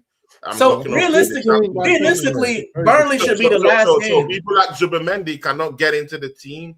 I know it's fatigue, people. But also, Maslow Skelly doesn't have to play all the whole minutes. He too deserves rest too. Realistically, 100%. But I'm giving Skelly 65 to 70 minutes because he's still fresh. I'm not. Listen, no. Okay, I'm not talking about a whole starting 11 going 90 minutes. I don't want none of that shit. Because I don't want. Because I don't. No. Now we're talking about Saka played too long. The whole season, Saka was dying on the field at the end of the West Ham game. Yes, Saka was dying. He was breathing his ass off to try to get air into his lungs at the end. No, listen. From the beginning of the season, that has been our single biggest problem is lack of rotation and getting guys out so that other guys can get in and get warm. Because the problem is if you got a starting 11 and maybe only 2 to 3 subs off the bench that got the warm legs, that's hard to get through a whole season with that. You need more than just 3 guys on the bench to be used to game time. Other guys need game time. Across the board, that's been our biggest problem is that we've got guys doing 90 minutes and other guys get no minutes. Again, let's all revert back to with what we've talked about with Eze. Eze had that great game against Spurs in the first time that we played Spurs, and then we didn't see him again for 5 straight freaking games. He got no minutes. I'm not trying to see none of that bullshit. Anybody that needs a rest, in order to get them to the next game, they have to get substituted. There's no more negotiation on this because any stupid injury leading into the Champions League, you can kiss that fucking trophy goodbye. That's why I'm not fucking talking these about next 2 matches should be training. Again, we are already short-handed already. Don't forget, Timber is correct. There's questions about Calafiori. I'm even hearing in some incendiary spaces that Hincapie might be dealing with 1 or 2 injuries out here. But again, we're already short-handed. These next two matches should be training matches. That's all they should be. These next 2 matches should be training matches because Burnley are already relegated. So we should put that away in the first 45 and then rotate, right? Yes. Do you think the players are going to be scared though, Guno? Do you think the players are going to be nervous? No, they shouldn't be because Crystal Palace aren't going to play a strengthened team anyway. Crystal Palace won Europe. So we're going to get a relegation side and a B team. If we can't beat those 2 teams and rotate, then our manager ain't good enough, right? First 45, Burnley should be over. First 45, Palace should be over. Rest, go to the Champions League final. If they're playing a full 90 minutes, like Gianni said, you can kiss that trophy goodbye because we're not going to make it. Zubimendi's on his last legs. I'm surprised that Rice is still running. That guy has played the most minutes I've ever seen. Remember, PSG when the league all season is over, PSG has at least 2 weeks of rest before the Champions League final. We only have 1. They get the extra week. And also remember this, to the point of what Tony was saying, Hakimi is going to be healthy for the final. They've already said he is not playing the rest of the season in Ligue 1 so that he is healthy for the final. So at the end of the day, again, no, we should be. Again, this is what we said earlier. The difference between good and great is in the details. This team right now is in first place. Take it, smash these 2 bullshit fucking teams because, like Gunnar Rieken has said, Burnley is already relegated. Go ahead and smash them. That's what champions do. Put your foot down on the gas pedal, go full steam ahead, run them idiots over, run Crystal Palace over as best as you can. Suck when you have to. It's not simple as you're saying it. These are not just knucklehead boys, bro. They held Aston Villa, who is to go to the Champions, who is praying for Champions League berth. I got a question. They're praying for Champions League football. They went ahead to draw against them. So these are not just knuckleheads we're talking about. Yeah, but Aston Villa. But Tony, we can also say though, so you're 100%. You're 100% correct. You're 100% correct on that. But what I'm saying is this. We are not in the same position as Aston Villa. Aston Villa has fucked off where they were at in their opportunities to put away a top 4 spot to now they've allowed themselves into it to where they can't afford to take a breather. The same problem that we had a few games ago after the City lost to the League Cup final where we couldn't afford to give guys breathers and we started dropping points. Villa is in that position right now. We're in a position right now to where we need to say, fuck this, we're winning this league and there's nothing you can do about it because we're that much better than you. That needs to be the mentality going into these 2 games and go push forward and just say, screw it. Because again, and as everyone has pointed out, we need to put both of those games away in the first half as bad as possible. We need to be playing to where we're up 2-0 or a 3-1 going into the halftime so that we can get rotation and because we have to look at the big picture in total. I got a question though. Do any of you think that Man City dropped points on Wednesday? There's a potential for it. Because if they drop points, then it doesn't matter. We just go smash Burnley and it's over. We can play maxed out in the entire. I don't think they drop points. I don't think. Who is it? Everton this week? No. Against Crystal Palace. Against Crystal I think they beat Palace. I don't think. I think they beat Palace. I think again, I don't think. I think Palace is complete. Not because on a good day that Palace can't stand up to them. It's because I think. See, bro, these clubs, they're looking at this European money and the potential of what they're gonna get in Europe. Yeah, they don't care about this league scrap between Arsenal. Who gives a damn? They don't care. If you're a small team, you don't give a damn about this nonsense crap that's going on here. What they want is European money. As far as I'm concerned, Glasner is just gonna he's leaving. Skeletons down there, and just put his main guys. Just keep them right. But why are we talking about what Man City? If we win both our games, we would be so stupid if we think that Glasner is going to field any kind of strong man against Man City. No, he's not ready for that scrap.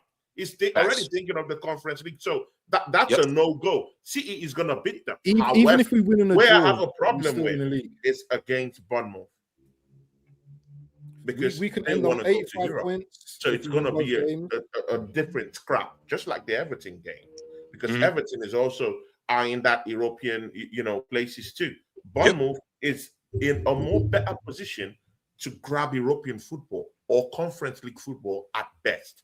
So they would go head on with Man City. And again, you also have to put into the conversation that City will be playing 3 games in about 8-9 days. Yes. So fatigue is going to set in there too. So it is what it is. But let's see. Facts. Yeah, man. Facts. Should we wrap up there, guys? Because, you know what? Time's getting on and everything. Shout out your channels, people. We're going to have some more discussions probably next Monday because there ain't going to be no games. So we might as well just get on and just tear each other up. Arsenal is playing on Monday. Arsenal is playing. There won't be this show. Arsenal playing next Arsenal Monday. Is playing on Monday. Oh, is it next Monday? Yeah, next Monday. Oh, okay. So this show might. Yeah. We might have to do a review show after the game. Maybe. Yeah, maybe. Or we can do an hour. It doesn't matter. An hour before the game. It's up to you guys. But does it being a Monday night game affect the fact that how you guys feel about the game, it being Monday night? Or does that have no bearing on it? No, because we're at the point now where at this point of the season, none of that shit matters. Fuck that. Get over the line. 36 o'clock, 9 o'clock. By any means necessary. We are on our last fumes, bro. By any means necessary, get over the fucking line. Man, it's finished. Did we look like we were tired in the West Ham game, though? I didn't think so. Saka is finished, bro. He's running on his life. Mine's running on his last fumes. It's finished, bro. But Trossard is looking clutch. I tell you, Trossard's going to probably score again because that confidence. Can I just ask a quick? Can I ask a quick question to you guys? Just a real quick question before we bounce. Waffle done. Come on, man. This was just Trossard's second goal since December. Come on, bro. Don't. He looks better because of MLS though. But that's I agree.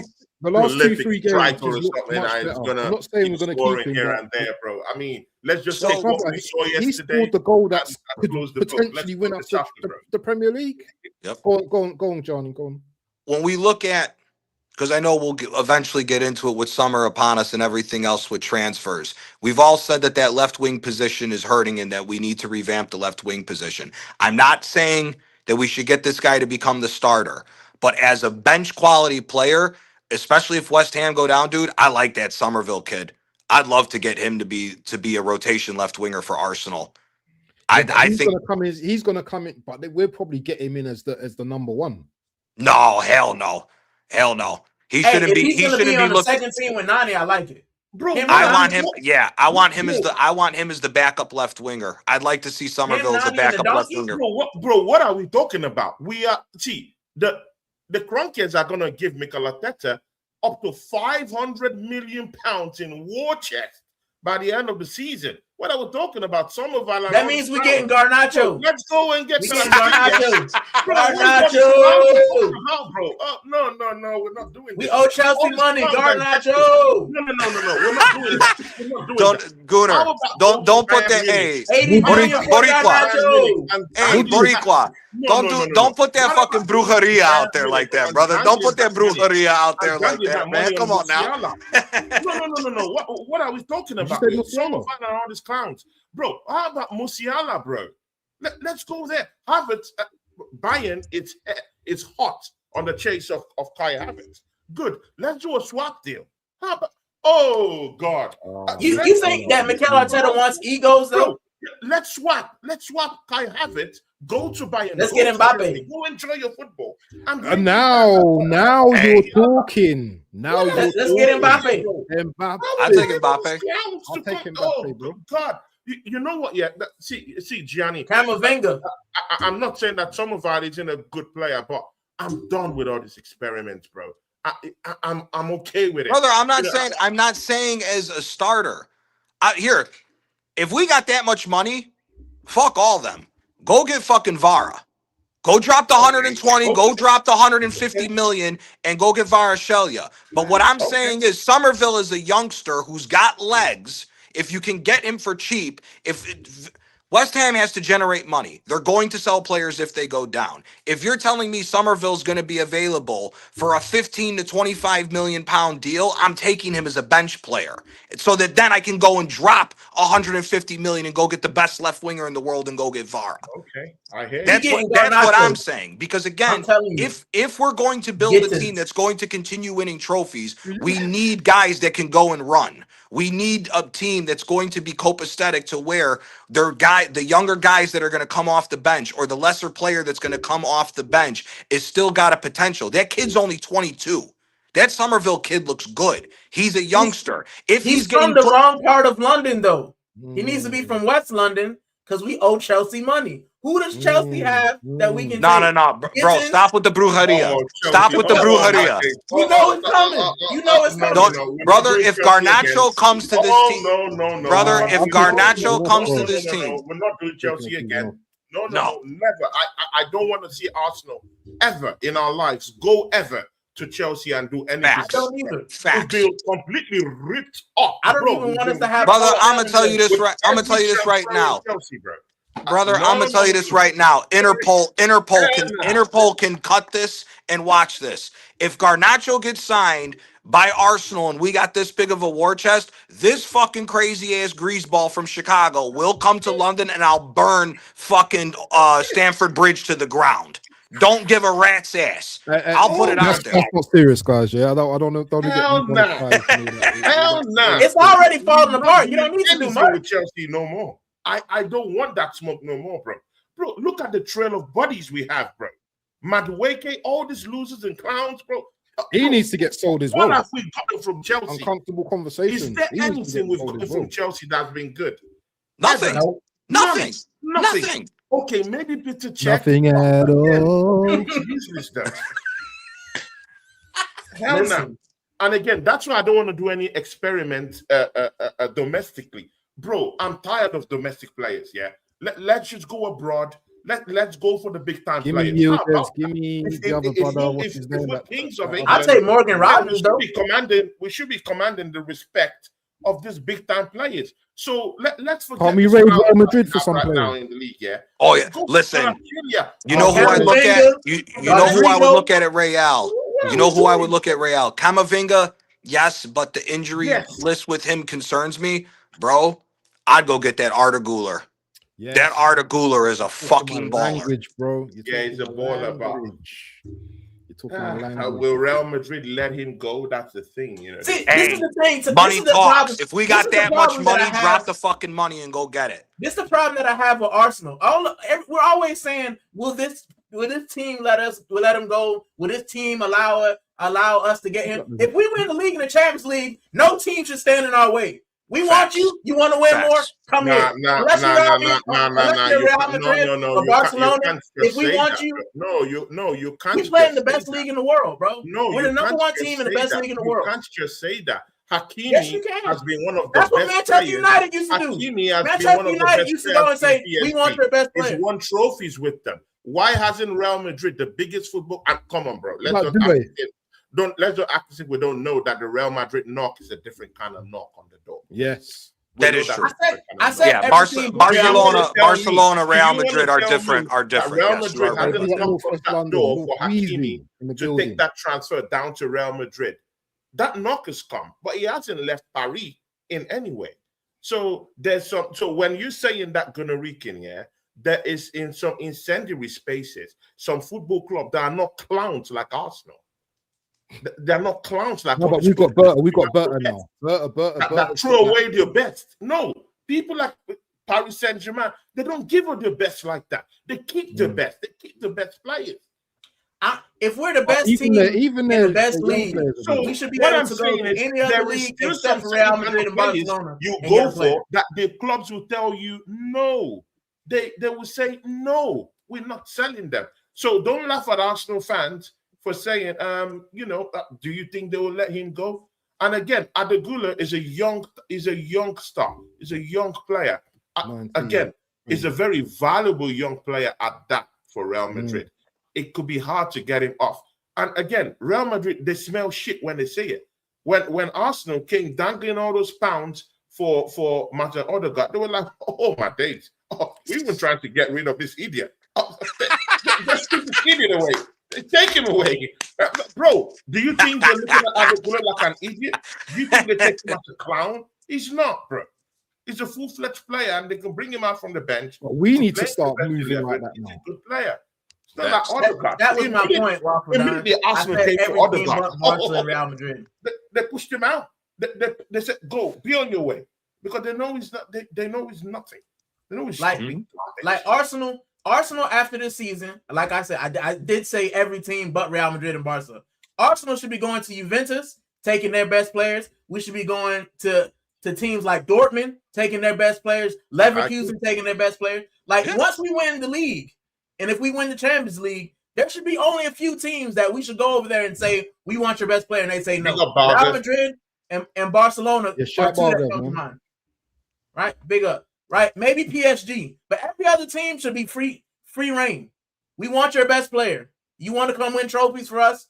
That's what Manchester United used to do. You think they cared?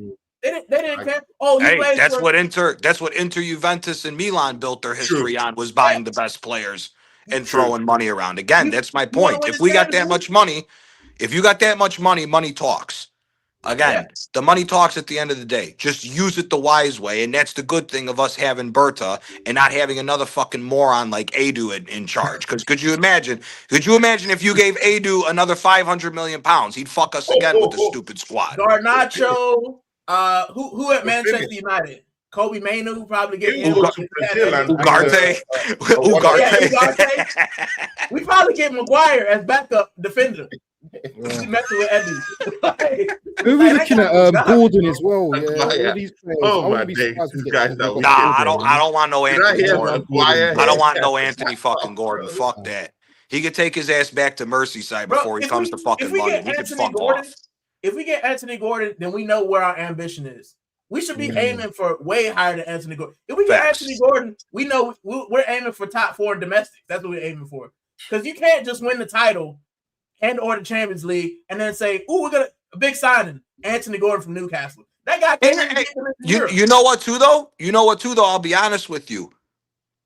I know what Tony said about domestically, but bro, if Pep Guardiola does walk away from City, you don't think there's any players that may consider thinking of jumping ship from City to Arsenal? Because I'll tell you this right now, I'm throwing $100+ million at getting Cherky to come to fucking Arsenal if we got that much money. I'm throwing monster money at Cherky to come to fucking Arsenal. Monster. Pipe dream. Great. That's a big shout. That's a big shout. Even Doku, I'll put my. I'll pay for Holland. And to be honest with you, with this left back situation, Holland won't leave City. Holland, because of his dad, wouldn't leave City and come to Arsenal. But I'll be honest with you too. Again, you rock the boat to see what's going to happen. If Pep does leave, I'd look at Cherky. Boy, I'd look at that Nico. Fuck Reinders. No. I'd go get that Nico O'Reilly. I'd go look at that Nico O'Reilly too, boy. No. Reinders is hit or miss, bro. That's why he hasn't been consistent there. He was inconsistent at Milan. He's shown up here. No. Too late. No. I don't want I'm taking Cherky. I'll look at Doku also. I'll look at Doku. I'll give him a look. I'd like to take Semenyo over Doku. Because I feel like Doku is just like Nani Madueke. No, but the thing with players like Semenyo is that they could work out at your club or they could not work out at your club. Correct. And again, don't forget, Semenyo has had a long. He's been on a long journey. Also, he's not a young dude at all. He's not a young dude at all. He's been in several Premiership teams also. So that also takes his toll when you've traveled all around and. I mean, I don't know. Again, he hasn't ripped apart the chart, at Man City. So why can't we just go and get the best out there? They're in France. Part of them are in Germany. Wow, bro, we should be looking at Musiala. Why are we not looking at that guy at all? No, he's another one. Hell, we should be looking at Olise. We should be looking at Olise as well too. Now we're talking, bro. I mean, come on, bro. We should be looking at these people. Yeah. I mean, it is what it is. So I mean, bro. Listen, if I was Arsenal and I got 500 mil, my first 2 targets would be Kvara and Musiala. 100%. Let's battle them and see if we can get one of those 2 players, and then whatever else we can possibly get, we can get. Exactly. You know who else? And I'm not just saying this because he's Italian, but he's had an unbelievable season. No, I'm not saying this because he's Italian, but he's done an unbelievable job being a play creator for Inter. Because that left back position, because of injuries, is still questionable. I'd even look at DeMarco. If we're gonna allow a fullback to go forward, again, I've been saying this the whole time. I'd rather have Timber stay back and play more defensive to cover Saliba and Gabriel, like a back line of 3. If you could get an offensive creating fullback like a DeMarco, like how City used to have João Cancelo back in the day, where he would go up. PSG's left back. What's his name? Nuno Mendes, 100%. Again, that's what you have to go and look for. Arsenal? Is he of that ilk of Arsenal? I think Nuno of that ilk. So I think Nuno Mendes is. I think Nuno Mendes definitely is. It depends. But again, one of the areas I wanted to strengthen is our attack, bro. If we win, we're gonna have to have this conversation another time about this. Yeah, I know, but let's get this off. Let's get this off. Last thing, then I'll go. If we win this title, people, I know no one will give Arteta credit, or no one wants to give Arteta credit. That's a better way to say it. Yeah, but he would have won the Premier League with these clowns. Yeah, like Martinelli, who can score a Premier League goal, like Trossard, who have just scored his second goal since December, bro. We have Bukayo Saka, whose season has completely drowned. We have Madueke, who's another clown in our team, bro. I mean, I'm sorry, but I have to be very strict, you know, in its facts. We have a captain who's not even helping our attacker. Oh, yes, yesterday he did something great. I allowed that. But I mean, you have to look at it holistically, bro. You know what I love? Is completely moribund and completely banged up. Bro, what I'm saying is, why don't we, since we now have good relations with Galatasaray, why aren't we, you know, fast tracking that Victor Osimhen talk? I mean, talk about good, good vibes. I mean, bro, we have to get in it.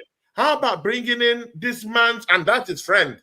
Yeah, I mean, that's Ab's friend. He loves Osimhen. He loves Osimhen. Look at him smiling. Look at Ab's I don't know what you said. Osimhen. Hey, that's my boy. He came from from Napoli to Galatasaray. Abs, Osimhen's the man. I love Osimhen. I would love to take him. Bro, take Martinelli off the log, sell Trossard, get him off the log, go to Inter, dangle a few bit of pounds in front of Inter, bring in Exposito as a backup striker. You know Exposito? The young kid. Yep. Bring him in, as a backup with Osimhen, and of course, definitely, Gyökeres still has a 5-year deal in the football club. Then we have a sharp attack, bro, with Musiala going the other way and Kai Havertz going the other way to Bayern Munich. We now have someone down that left-hand side and bring a more decent backup in that right-hand side. Bro, our attacks look sharp. Before we go, just the last thing. This is the last thing. What are you guys saying about Gyökeres, man? Because he's been very impressive, man, over the last few games. Obviously, yesterday won his best game, but if we win this title, it wouldn't have been because Havertz came in and won the title. I think Gyökeres has contributed so much to this team. You know, and the disrespect. First goal scorer since Aubameyang to hit over 15 goals for Arsenal in the season. You know, the disrespect he's had from, you know, even our own fans and the rivals, and obviously I had doubt at some point, but still, I still stuck by him. He's improving. He's improving, I think. And I think next season, I think he's going to be even better. He might not be the best technical gifted, but he knows where the goal is. He knows how to strike a ball. Bro, if the handbrake comes off and we play more fluid football, nobody can sit here and tell me that Gyökeres can't be a 20-plus goal scorer next year. Easy. Nobody can say that.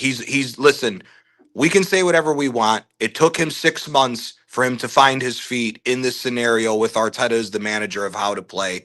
He's done enough on his end to somewhat be okay in this lineup. He's putting in a lot more dirty work than what he was at the beginning of the season. He's found his way, and the goals have come along with it. There's not a shadow of doubt to me that if you get a better creative player on the left-hand side and a more capable midfielder than Zubimendi to go forward to aid Eze next year, that this guy can't be a 20-plus goal scorer next year. There's not anybody who can convince me that won't happen. There's not anybody who can convince me that won't happen. But I still do agree with Tony that just because of the fact that Gyökeres could potentially do that, we still need to have some bite off the bench that's going to light a fire under his ass to know that, listen, if you fuck up, this guy on the bench is good enough to take your spot. So don't think that it's sweet that, we won the league last year. We still want more trophies, but you cannot let up from what you did at the tail end of the season. That's that's how big clubs move. Exactly what Tony said. Brother, again, look at AC Milan. They had fucking Shevchenko as a starting striker. When they took him off, Crespo would come on the bench. Come off the bench. Bro, don't even go into that team, bro, because these people are not I'm gonna go now because I know Abs is trying to go. I will answer this question, right? This is my thing, right? And it ties into the manager. Next year, Mikel Arteta is gonna have to prove that he's the elite manager that top Gooners think he is, right? Because there's no way we can stay with this mediocre team and continue to elevate a level. We're gonna have to get bigger egos, bigger players, more money, players on more money, and that's when you prove if you're an elite manager, if you can handle that, right? So yes, Gyökeres will be here, but you've also got to bring attackers around him on his caliber or higher, And that's where we'll see what kind of manager we have. That's where we see what kind of team we have. Yeah, it's great winning now, but Gyökeres will score goals because we'll get better players. Odegaard's got to go. The whole left side's got to go. Nani Madueke should probably go as well. If we get better players, like the players we just talked about, then we'll see what kind of manager we have in Mikel Arteta. We'll see what kind of attack we have. We'll see what kind of players we have. That's just my bit on that. Agreed. Now, yeah. Gunarican, yeah, and my brother Gianni.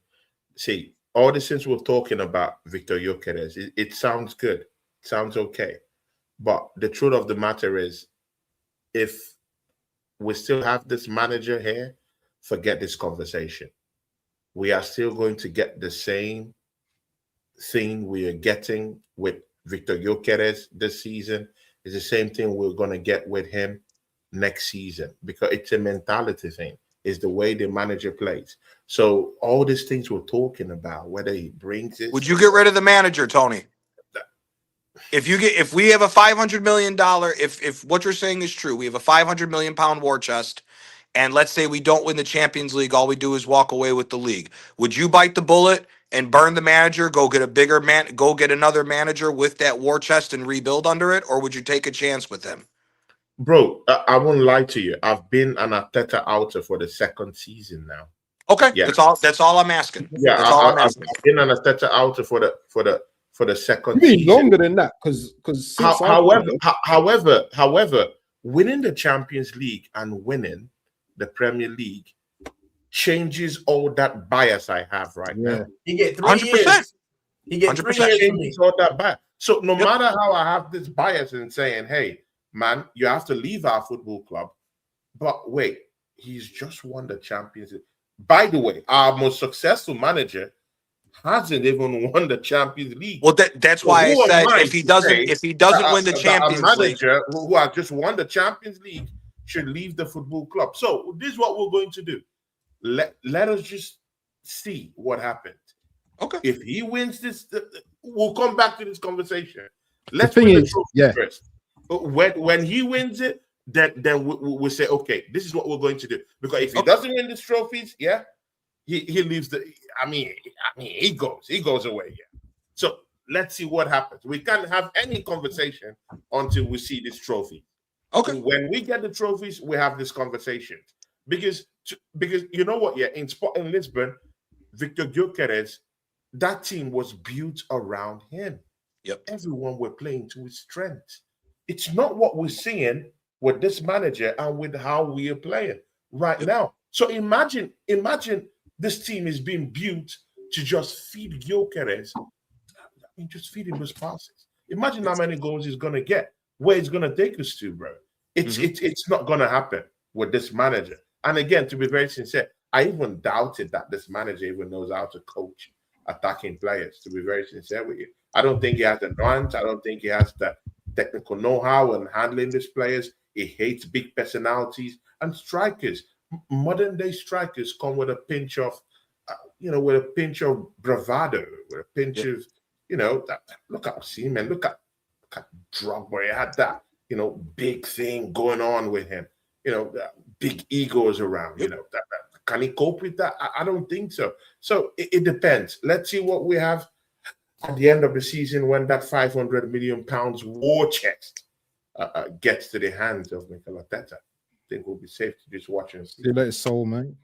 Anyway, on that note, let's wrap up, because I really have to go. I know. Everyone, big up to everyone in the chat. Big up to Tony. Big up to Gianni. Big up to Gunarican for a wicked show today. I'm sure we're going to get some nice clips off the show today as well, man.